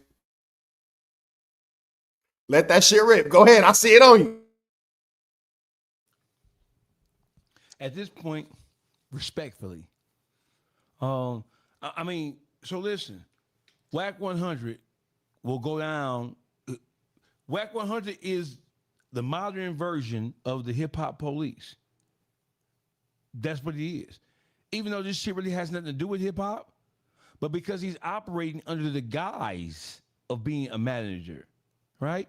We know that his temperament and his ego, and we know that his history of bad acts and his history of using people to manipulate them, it overqualifies him to know that the shit he's doing right now is wrong. That's one thing. Does he know, Trap? Does he know and understand, or is he just clumsily walking into this, stumbling into this shit? I don't think anybody believes, based on just examining his behavior, I don't think anybody believes that Wack is just stumbling into this federal indictment, not knowing what the fuck is going on. You know what, Dawgface? That is an amazing question. And I want to take y'all to this because hey, remember I told you on the phone, I got a clip to back up everything I say. And with the people who we dealing with, you kind of got to have a clip to back up everything you say. You feel me? But real quick, let me see. Wack 100 speaks on Munchie B, Draco, KO, Killer. So you remember when Munchie B made the comment about passing a bottle to so-and-so, you feel me? Blah, blah, blah, blah, blah, blah. Wack 100 made a comment about Munchie B. Let's see if I can find it. Wack 100 made a comment about Munchie B, basically saying how Munchie B is an idiot for, you know, talking about the Draco situation. Let me see if we can play this. Detective picture and phone number on the screen, nigga. That's a fact. I don't know what the Flacco got going on over there. What I do know is you been running Flacco information. You over there got happy because he was the one helping you get on the No Jumper platform, nigga. You over there, what you telling Flacco? Flacco mentioned the shit about Rose Mo. Nigga, that's 2012. We dropped Right. Jesus Peace 2013. How you trying to put it on everybody but you when everything we talking about came out of your mouth? That was literally the exact quote. Look, Dawgface, I've been doing this shit on this nigga so long. I know a video to go to and right to the timestamp. He just said everything Munchie B is wrong for is because it came out of Munchie B's mouth. Well, are we not listening to everything that came out of Wack's mouth? Listen, how do you catch a rat? You said rat traps. We know rats are, they don't really, their bones are extremely flexible, right? They can squeeze through the smallest and the tightest places. What has to happen with somebody like Wack is that he has to be cornered like this. You have to be, whenever you're speaking on this shit, right? You have to understand law, one, and you have to understand the streets and how the streets work. If you don't, if you suck at either one of those things, he will slip out of your grasp and scurry up under the ground. It's as simple as that. And so you can't get into a conversation about Wack and his behavior without having these things at the ready to use them to point out to people who still fucking slow as fuck. I call them window lickers, pickle pig feet eating ass niggas. You have to have this, or he gonna slip out your grass every time. And again, to the chat, I will constantly apologize because I don't mean to treat y'all like y'all slow. I'm not treating y'all like y'all slow. But like Dawgface said, when you have somebody that's so comfortably spinning narratives and has the assistance of the major platforms in our universe, allowing him to spin the narrative, you do have to be able to back up all your claims with facts. It's like what they teach you in school. When you write an essay, you got to cite your sources. And that's all we're doing. But let's continue on. Underdog, you want to say something? Yeah, I just want to say that, when you lay that rat trap, one of the most important things to catch them is to know how they move. Once you set that rat trap in that direction that he moves in constantly, that's how you catch him. Because let's just say that, the mice don't never go in the kitchen, but he always in the living room. It ain't gonna make no sense to put the motherfucking mouse trap in the kitchen. He ain't going to no kitchen. That's not how he move.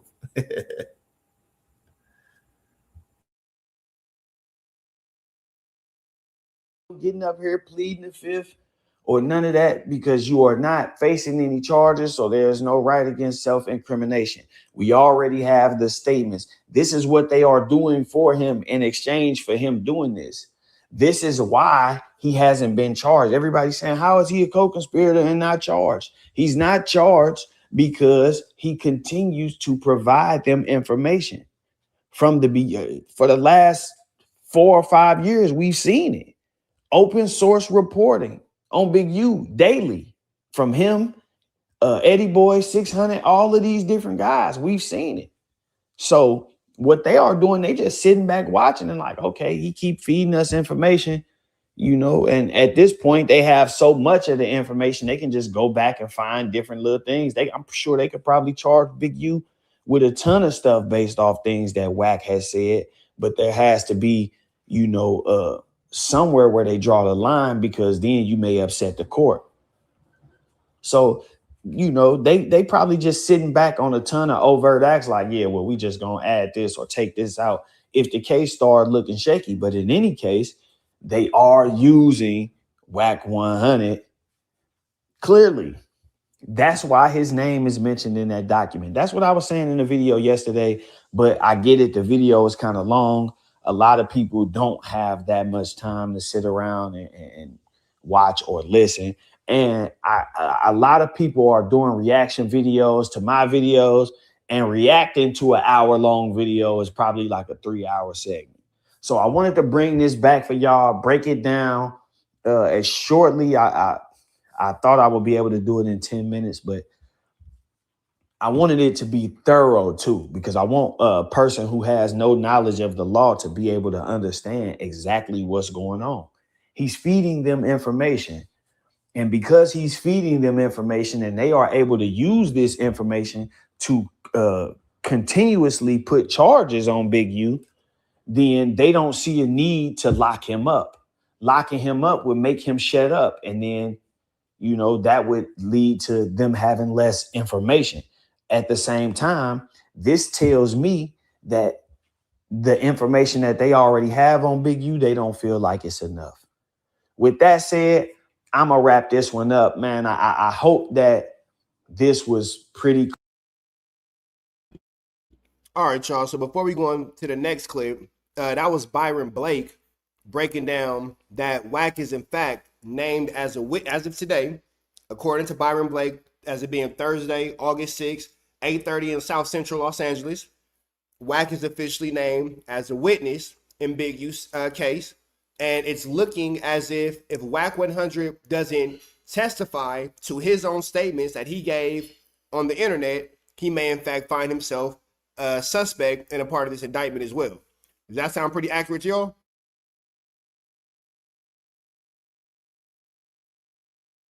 So with that one being said, it's 100% accurate.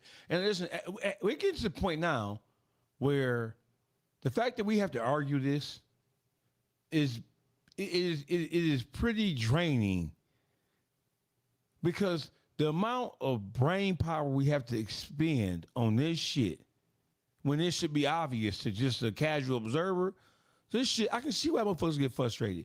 I can see, because Wack, he's able to wear down the average person. I can see why he's able to wear down motherfuckers, because he's playing so many games and he has so much help from people who are in positions of power and influence.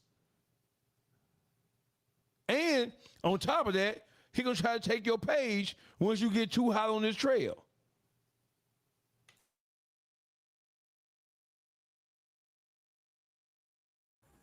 So for the weak, he's intimidating. And that's really how I look at him, because I know that, you know, this shit's so cut and dry. And you wonder why people ain't taking the stance. It's because they weak and he intimidating. And I get it. You know, you can have all the money in the world, but if the bully come, it's like Debo. They put the chain up. They gonna whack, put the chain up. You know, so like one of his characteristics is to intimidate, and he intimidates you and back you right in the wall, which is where he wants you at, so he can put you in a situation.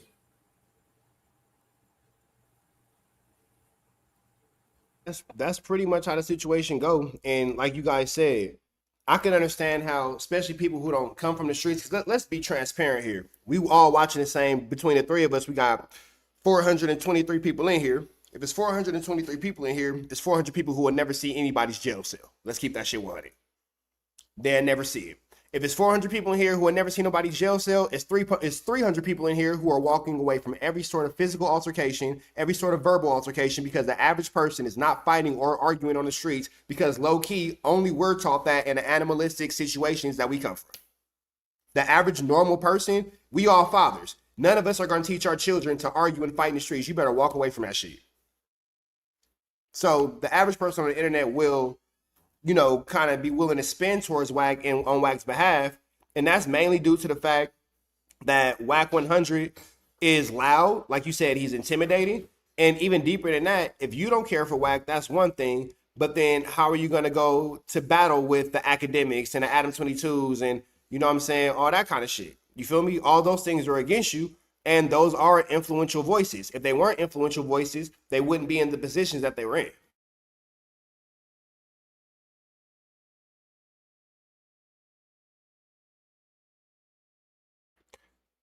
All right, y'all. So I'm finna go into this next one before we get up out of here for the night. And don't worry, chat. We'll be back for some more, man. Me and Dawgface at exchange information. Underdog, I'm gonna get your information too. You feel me? We're gonna chop it up and we'll be back because there's a lot of things that we could break down about this case. But I know it's a lot to just uncover in one night. But before we get up out of here, I do want to go into one of the hotter topics of Wack 100 chasing Future. Because my biggest question is, why is Wack, you know, not being charged with this when he's the one who has the admission of guilt? And he, out of his own mouth, said that, you know, Big U never chased this nigga. You feel me? So I'm trying to find a quick little clip to where Wack is talking to DJ Academics, and Wack is making it clear that no, I never chased Future. I never chased Future. Let me see this real quick. Because Wack is now maintaining that it was a little trot, or, you know, whatever the case may be. And he's maintaining, you know what? Let me see. He's probably talking Adam 22. He's also maintaining that he never said that Future got hands laid on him, despite the fact that, you know, we've seen all these situations. Here it is. Yo, remember when Wack 100 kept saying Future got... Oh, you know what? That's not it. I'm sorry.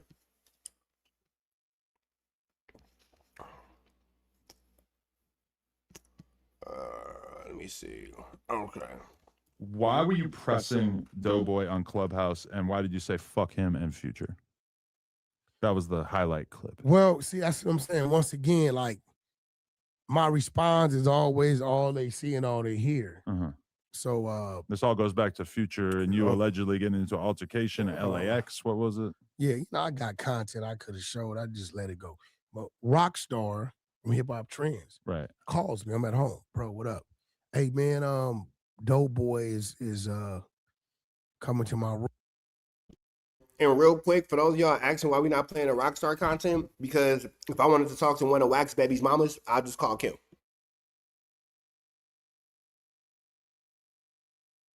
Room, you know, he's a rapper. You know, I want you to come in and, like, you know, build with him. Right. My first response is, who is that? I didn't know who he was. respectfully. Right. He like, he one of Future's artists. That's all right, cool. So when I come in the room, they talking about songs. I guess he had a project coming out. I chimed in. I asked him, hey, what's your stage name? I go to Spotify and look him up. I said, oh man, you got some pretty strong numbers. You know what I mean? So I'm listening to one of the songs, and he's like, hey man, let me ask you a question. I'm thinking we building on some music. Mm-hmm. Yo, what's up with you and Pluto? Mm. I'm like, me and who? Right. Because Rockstar didn't ask me to come build with, some Rockstar's shit. a shit stir. He knew exactly what he was doing, don't you think? I don't know, because I don't know the dude. Right. So, I'm like, when he asked me again, see, that's the problem. Dude, my son age. So why I come from in my era, when you ask me about me and another man's business, that's like a form of attempting to check a man. Uh-huh. So off the rip, I'm going to tell him, man, don't ask me nothing about me and what we got going on. Right. Now, I didn't already got a call from one of my big brothers to leave that alone with Future. Okay. So I've been left it alone. I didn't talk about it. And I told him. It's extremely interesting. And I like that Wack said this, because Wack is saying, as we all heard, well, my brother told me, and now he's omitting the name of his brother. You feel me? Now he don't want to talk about who his brother is. But let's see, Birdman, Wack 100, Future. Oh, boom, it popped right up.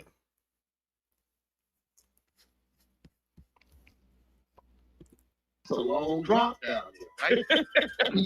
He throws the phone at me on speaker. All I hear is Stunner voice. He say, Wack, it's me, Stunner. Talk to me. I say, Stunner, I'm busy right now. He said, yeah, but I don't want you to be, nephew. What's going on?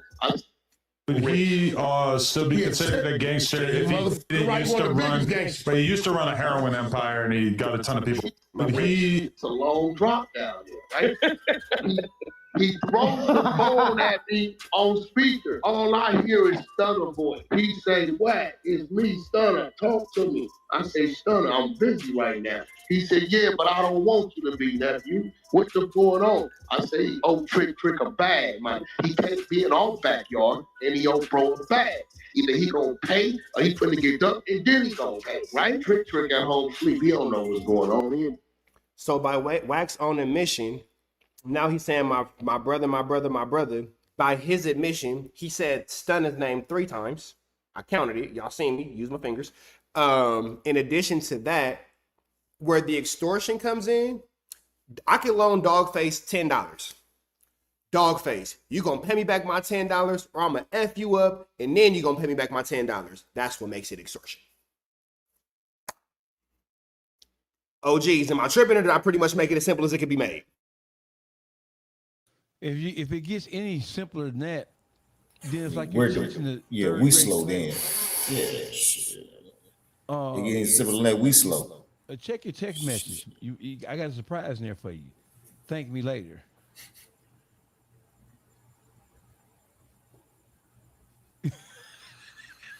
No, Trap. No, look in there. Look at it. Was a change made. It was a change made legally.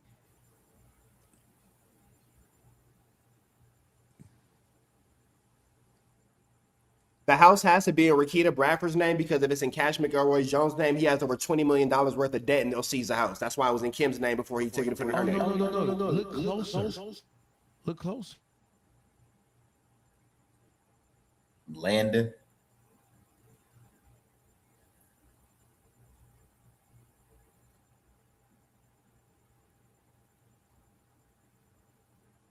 Who the fuck is that?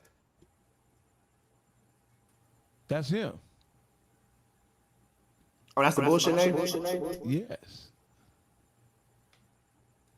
No, I'm a digging motherfucker. Yeah, see, we already knew about the home. I knew about that already. You feel me?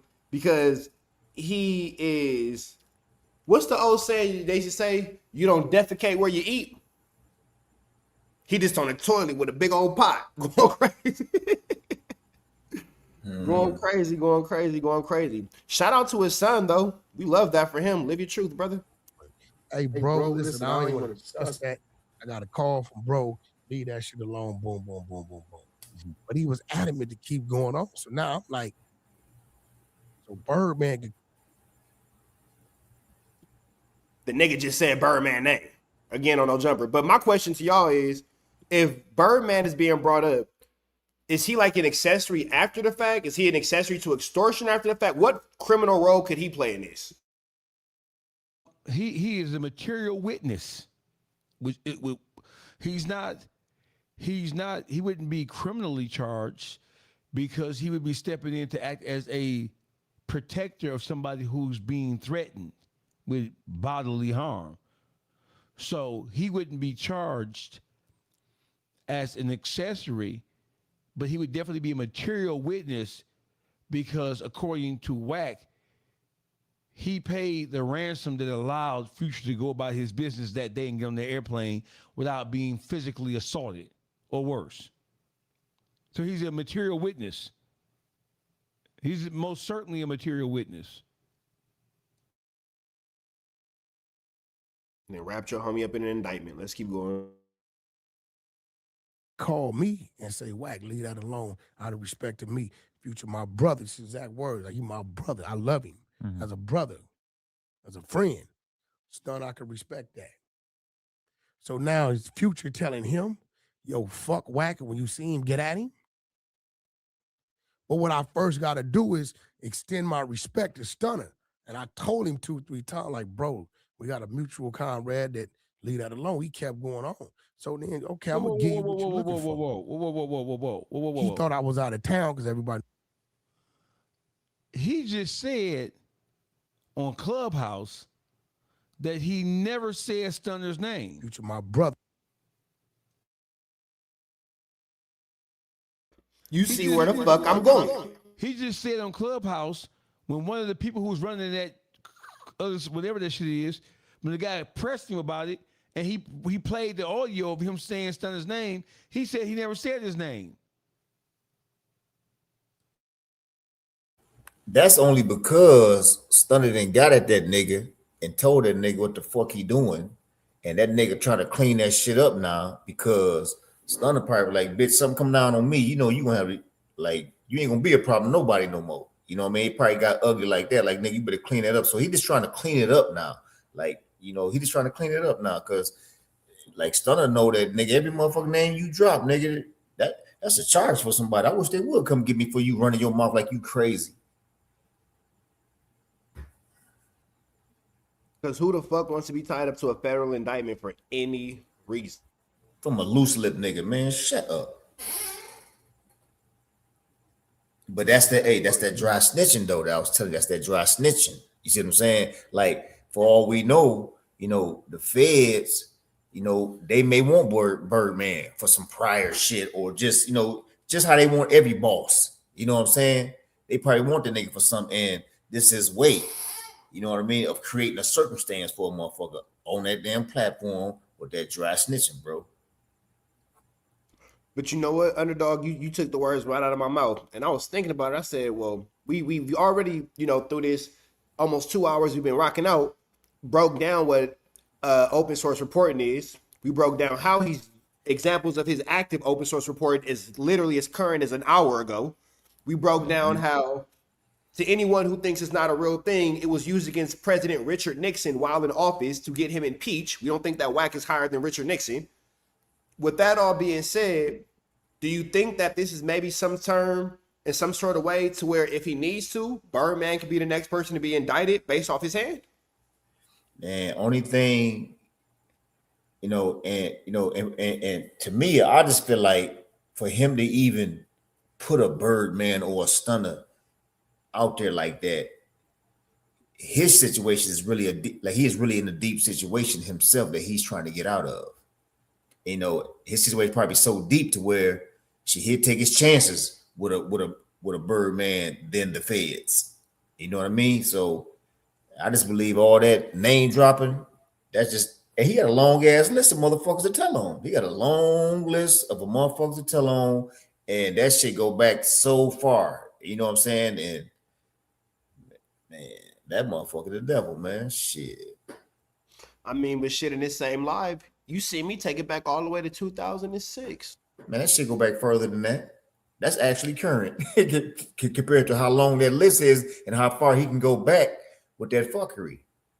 And I say this for the next one because I'm sure we're gonna do this again because I got a bunch of look, underdog. You see how I'm coming. You feel me? I see you locked and loaded, baby. I see it. So we can also just per the conversation, Wack 100. You know, in California we got this 50-50 yard thing going on. Now, I ain't no penitentiary nigga, so whatever y'all do is how y'all do. I'm free. So how y'all do y'all jail time is how y'all do y'all jail time. But I say all that to say this. Wack 100, it wasn't a 50-50 yard when he was there. It was called a substance abuse yard. Don't let me lie and say what the exact acronym is, but it's for substance abuse and treatment. That's what it's for. Wack 100 allegedly was instructed by the Bloods to go ahead and put down a demonstration against someone else. When it was time for him to put down a demonstration, this man gets into a full argument with a female cop in order to get sent to the hole to avoid having to put down his demonstration. Once he's gone out of the hole, he then finishes his last 9 months of his sentence on what is now considered in California a 50-50 yard, but at the time was a treatment rehab yard. Well, that's incredible because Wack hangs his hat and has told us so famously so many times, he don't drink, he don't smoke, he's always sober. So if your biggest claim is never drinking, never smoking, being always sober, why are you on a substance abuse yard in the California Department of Corrections and Rehabilitation? That don't make no sense. Why you not over there with the Bloods on the main line? So just to your point of 2006, and you saying this earlier, shit, the nigga was locked up in the 90s. Man, hey. So, you know, it wasn't a 50-50 yard thing. I make the joke. It wasn't a 50-50 yard. It was a 25-25 yard, but it grew up to be a 50-50 yard for sure, for sure. A brother, I love you. As a brother, as a friend, Stun, I can respect that. So now is Future telling him, yo, fuck Wack, and when you see him, get at him? But what I first got to do is extend my respect to Stunner. And I told him 2-3 times, like, bro, we got a mutual comrade that leave that alone. He kept going on. So then, okay, I'm going to give you what you're looking for. He thought I was out of town because everybody knew I was out of town. He didn't know I was back in the studio. So I said, you in LA? Yeah. I said, well, where you at? You were trying to get Doughboy to pull up on you. No, I was going to pull Or you were going to pull up. because he was talking about, oh, homie, I like the face-to-face and all this crazy shit. So Rockstar was on his way to my studio that night. I said, well, Rockstar, this your man. You with him in LA? Yeah. Well, go get him. Pull up. So Rockstar tell me we got off the phone. He like, yo, that's a real address? He like, yeah, that's a real address. We're going to come get you. Nah, I'm cool. So you did all that for what? But another nigga gained off the clout. I just had the homie last night, Munchie B from Inglewood said, Wack, I ain't gonna lie, because Munchie blind, he lost his eyesight. You know, I ain't gonna lie. That nigga won because I didn't know who the nigga was. I learned who he was and started listening to his music. When y'all got into it? Clout. Wait, when I got into it with him? No, when me and this dude, whatever, what's the nigga name? Doughboy. Doughboy, right? Right. Guess they tell me from like Ohio. So now you're listening to Doughboy. No. He's a talented No, rapper. not me. I've never. Oh, okay. I just went to preview one of his songs that night. Okay. Because Rockstar asked me to come.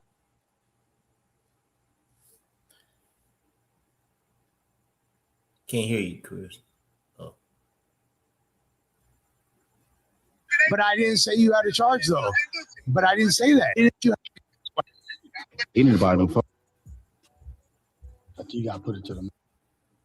So this is Lush and Wack arguing. We'll let y'all go after this chat, but this is Lush and Wack arguing where Wack is upset at being compared to Munchie B for the exact same thing. And I think this is a clip where Wack says he never chased Future. You know, he's denying Yeah, I'm just saying. Okay. Hey, you need to buy a new phone, bro. Yeah. What? I never said you. I didn't say you was in an indictment, Wack. I did not say you was in an indictment. I specifically said you. You got I did not microphone. I did not say he was in an indictment. My name like a nigga won't break your shit. Hey, bro, I'm like the one. Again, y'all have more knowledge of this, you know, than I do as far as like the feds and all that's concerned. My question is, how the hell is he on the internet sending these type of threats, saying that I'll break your face, I'll do this? Like, how are you not in jail? Hey, listen, bro. Can you hear me? First of all, the content that Wack talk about, don't no real nigga get on live in front of the public and even talk like that, right? So in itself, that makes us ask the question, like from a real nigga perspective, what the fuck are you doing, right? So I don't know, man. I'm gonna call a spade a spade. Whenever you see a motherfucker moving like that, he is on a mission. A mission for what? Okay, let's look at the nature of the content that he's exposing. And it all is a form of ratting. When you sum all this shit up, like, damn, he telling right there. From a real nigga perspective, damn, he telling right there. From a real nigga perspective, damn, he telling right there. Okay, so being that we trying to figure out, like, if real niggas don't talk like this and he's talking, what is he talking about? It's all telling. Okay, why do motherfuckers tell? Motherfuckers tell to get out of shit. You see what I'm saying?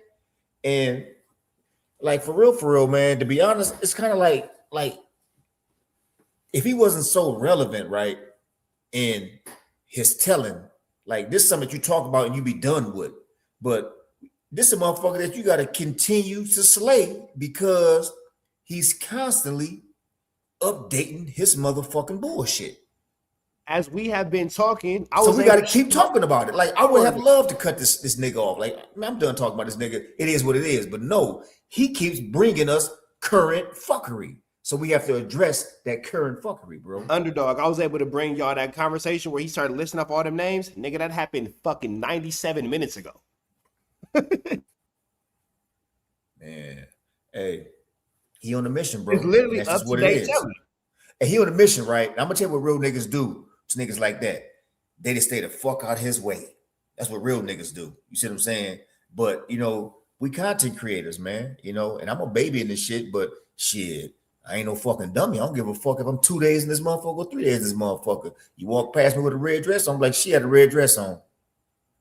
I ain't no fucking dummy. Like, and you know, shit, nigga, I've been in the motherfucking streets, bro. Like, shit, the majority of my life has been impressed by the streets. So, like, man, niggas don't even fuck with niggas like this, bro. Like, niggas don't even fuck with niggas like this, right? And real niggas, for real, when this nigga encounter a real nigga, he don't even really get to circulate no more after that because shit happens to niggas like this. You see what I'm saying? Like shit happens to niggas like this. Niggas like this don't continue to be able to make motion in this manner. But you know, he ain't crossing no real niggas path. Believe that. He ain't crossing no real niggas path. That's why, for real, that's why he trying to clean up or implicating a real nigga like Stunner or whatever. Like he's trying to clear that up because he know how ugly that can get for him because ugly niggas deal with niggas like this way different from the clowns that he implementing in all this bullshit. It's amazing how long a nigga like this can even survive, bro. It's amazing. Like I'm like the nigga Wayne. Like damn nigga, you still here? Damn nigga, you still here?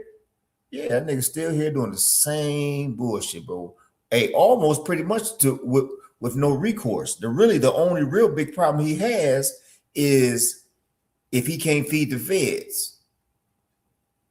If he ever gets to the point to where he has nothing to feed the feds gonna dog him like he dogging everybody else. That's the real true day of reckoning for his ass right there. You see what it's gonna come down to, and I'm just making sure I'm looking it up as I'm talking to y'all. I'll be at all them court dates. Don't worry about it.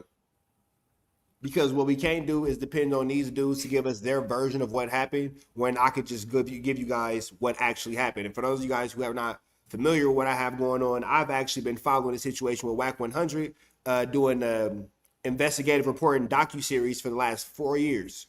So if you guys are interested in any of the things that I'm talking about, go ahead and check my YouTube channel, Trap News Network, TRAPNEWS NETWORX. Make sure you tap in that. But you guys can check out everything that we're talking about. I'll show paperwork, I'll show pictures, I'll show proof of him being in certain places and blah, blah, blah. And don't get it twisted. As me, Underdog, and Dawgface continue, we'll bring y'all this way more. This is like one of an unknown number series because it's so much more to break down. You feel me? Go ahead, Dawgface. Hey, listen, I want to thank everybody for joining us tonight. So I want you guys to know, the next time y'all see us, we going up top with the visuals. We going up top with everything. So just be aware of that. And sorry, and I apologize for any complications with the sound, the echoes that made some parts kind of like rough to listen to. But when we come back to spank ass. Pause. So we'll give y'all this last little round, and then we'll let y'all enjoy y'all night. But it's important that y'all see this. I'm like speaking unbiasedly and defending you. I'm like, but I'm not talking bad. Like, you could save this preamble, but I'm not like talking bad about you. Hey, bitch, do you know what a word action is versus a charge? No one said you had a charge though. No one said that. No, I didn't. No, I did not say you had a charge. I never said that. I never said you had a charge. I don't know what you're talking about. I didn't say you had a charge though. But I didn't say you had a charge though. But I didn't say that. I didn't. Go ahead. But I didn't say that though. But I already knew this was gonna be some. I don't even know why I answered this. Hey, listen, I ain't let you niggas meet who Wack is. And one day I'm gonna show you that. Okay, but you ain't gonna like. But I'm not against you, and I didn't say anything. Calm down. Yeah. Even listen, I'm not. I don't know why you tripping on me, bro. Like, I'm not. You was just popping it. No, I wasn't. What did I say that was popping it? Put the microphone to the speaker. He passed the bottle to a that killed the nigga every week. I ain't never said no like that. No, that's not. I'll say it again. That's not. Bro. I think.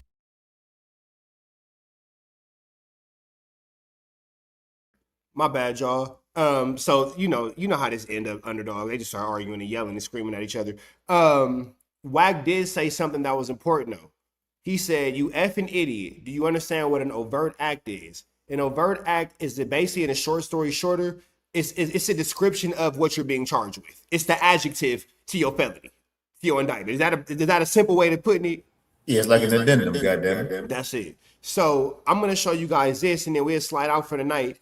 But Big U was charged with an overt act of assault on Wack 100. That comes after Big U was caught on a wiretap in a private conversation telling someone Wack 100 is an informant. I want to, quote, break his jaw, end quote. Of course, we don't think that anybody should get their jaw broken. We don't believe in that over here. But regardless of the fact, Big U said that in a private conversation. Big U's lawyer says to the court, and I quote, "There is no crime against my client admitting he wants to harm an informant on a private conversation," end quote. The federal government decides to say, you know what, Cash Roll Global, I see you. The federal government decides to say, you know what, you're 100% right. The overt act of assault doesn't apply. And then they decide to actually charge him with the assault. So Wack can say overt act. No, it's not charged, but overt acts leads to convictions. Let's play this content. Jury unanimity issues, making it hard for the jury to be unanimous. And as the jury may properly rely on non-predicate overt acts to reach a verdict. In other words, when you're bringing in a bunch of stuff that we haven't been charged with, you may confuse the jury and have them relying on something that we haven't been charged with as just an overt act. And they may end. Okay, so him having Wack as, one to whoop Wack feet, and Wack being a victim in the paperwork is an overt act. It's not an actual criminal charge. So, yeah, Wack is in the paperwork as a victim. But, nigga, that's an overt act. That ain't no criminal charge. You can't charge me for that because I want to whoop somebody's feet. You feel me? You can't charge me because I want to break somebody's jaw. So, he a victim in the paperwork, but, man, so what? You can want to whoop somebody. I want to go whoop out the nigga I coach the kids' football team with right now. You can't charge me with a crime for that. I ain't did nothing. You feel me? They're finding us guilty on that. Now, the government would respond to Big U, and they would say that the fear and control category encompasses charged overt acts that are direct evidence. They would go on to say the defendant's motion challenges dozens of overt acts alleged in the first superseding indictment, styled as Rule 404B concerns. That framing is backwards. The government is entitled to prove the overt acts charged in its own indictment. These are not uncharged other acts. They are part of the charged RICO conspiracy, and proof of charged overt acts requires no 404B justification. Now, the reason I was emphasizing uncharged in the last stuff that I was. And again, Wack just said an overt act is something uncharged. Let's see where this situation goes. Was reading from Big U is because I was seeing that they were locked in on that. He kept saying, y'all saying I threatened Wack 100. I'm not charged with that. Y'all saying that I said I wanted to beat up Wack 100. I'm not charged with that. The government is now coming back and saying that, yes, you are. The fear and control. Big U is being charged with wanting to whoop Wack 1. Tendernism. Pick the blind up, put the blind down, pick the blind up, put the blind down, pick the blind up, put the blind down. Big U, Reg Dog. Big U has officially been charged with man. Hey, Big Rich, you know you they got the canine dogs, and if you do something to harm that canine dog, they'll charge you. If you do something to fuck with that informant, they'll charge you. So, like we should never question whether or not he is an informant or not. And if he's an informant and you fucking with him, then I mean, it's cool. You just land in the bed with an informant. Hey, it's your prerogative. You know what I'm saying? And Wack is a victim in the case. I said it. I told y'all. Wack was a victim in the case. Nigga, I beat the feds, nigga. I beat the feds, nigga. I keep trying to tell you niggas, bro. I beat these niggas. And I never fucked up again in life, nigga. I got off by the skin of my teeth. Nigga, I beat these niggas, bro. I told y'all. Hold on, let me write it back. Let me put the thing down, flip it and reverse it. Reading from Big U is because I was seeing that they were locked in on that. He kept saying, y'all saying I threatened Wack 100. I'm not charged with that. Y'all saying that I said I wanted to beat up Wack 100. I'm not charged with that. The government is now coming back and saying that, yes, you are. The fear and control category that Big U was talking about encompasses charged overt acts that are direct evidence.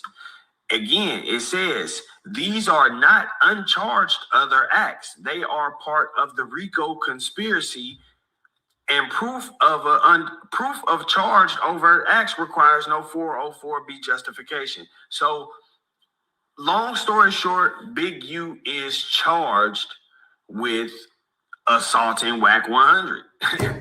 It says it right here in the paper. Big U is charged with assaulting Wack 100. I didn't make it up. But when I said it, niggas wanted to take shots at my character.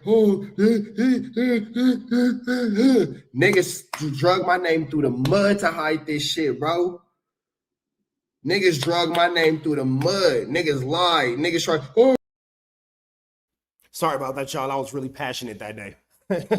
I've been telling niggas some shit for 4 years and it finally hit. But with that all being said, man, Dawgface is gone. Underdog, I'm gonna tap in. Hit me on Instagram, and I'm gonna send. Tell Dawgface to give you my number, and then we'll figure it out from there. All right, I think I already put that follow it on there, so we're good on Instagram. Send me a DM because I don't be looking at that shit, but I go look at my request right now. All right, bro. Peace. All right, man. God bless, man. God bless. We appreciate Dawgface for being in here. Real quick, chat. If y'all want to continue on, we appreciate y'all being a part of Trap News Network. We appreciate y'all rocking out with us. This whole situation with Wack 100 has been barnacles. Barnacles. When I say that this situation has been crazy, For my regulars in the chat, y'all know what time it is. Beat the brakes out of the Tony Montana rapper. One of his His security guard's name Roscoe was allegedly caught up in the mess or got messed up in the melee. He was rushed to a local LA hospital. The club, the Graceful Manor, was shut down for the night. So now we have academics talking about who allegedly whooped out Future. Let's jump into this content. Let's get into it. Let's go. Following the incident, helicopters patrolled the parking lot to make sure the area was safe. Now, Wack had told us about the story, and he basically kind of described it just like how this happened, except he gave more detail. He said, yo, they surrounded club security and everything, and basically when the gang... And it's crazy because in Wack's last pieces of content, he was saying how it happened at a hotel. And here you have academics making it clear that this, in fact, did happen at a club. Members of LA want to do something, you have insecurity or security at the club, knowing that they live in LA, they want no sauce. So, Future narrowly escapes a vicious... Real quick to y'all, I'm finna remove Dawgface and I'm finna remove Underdog from the chat. So if you guys from the live, so if you guys want to continue to watch this, it's on my page, Trap News Network, and we'll dive deeper into some of these things. But I am about to remove Dawgface and Underdog from the chat. So make sure that y'all are in fact tapped in, because if you are watching from their YouTube channels, Dawgface's channel specifically, you will have to come find it on the Trap News Network, and then I'll be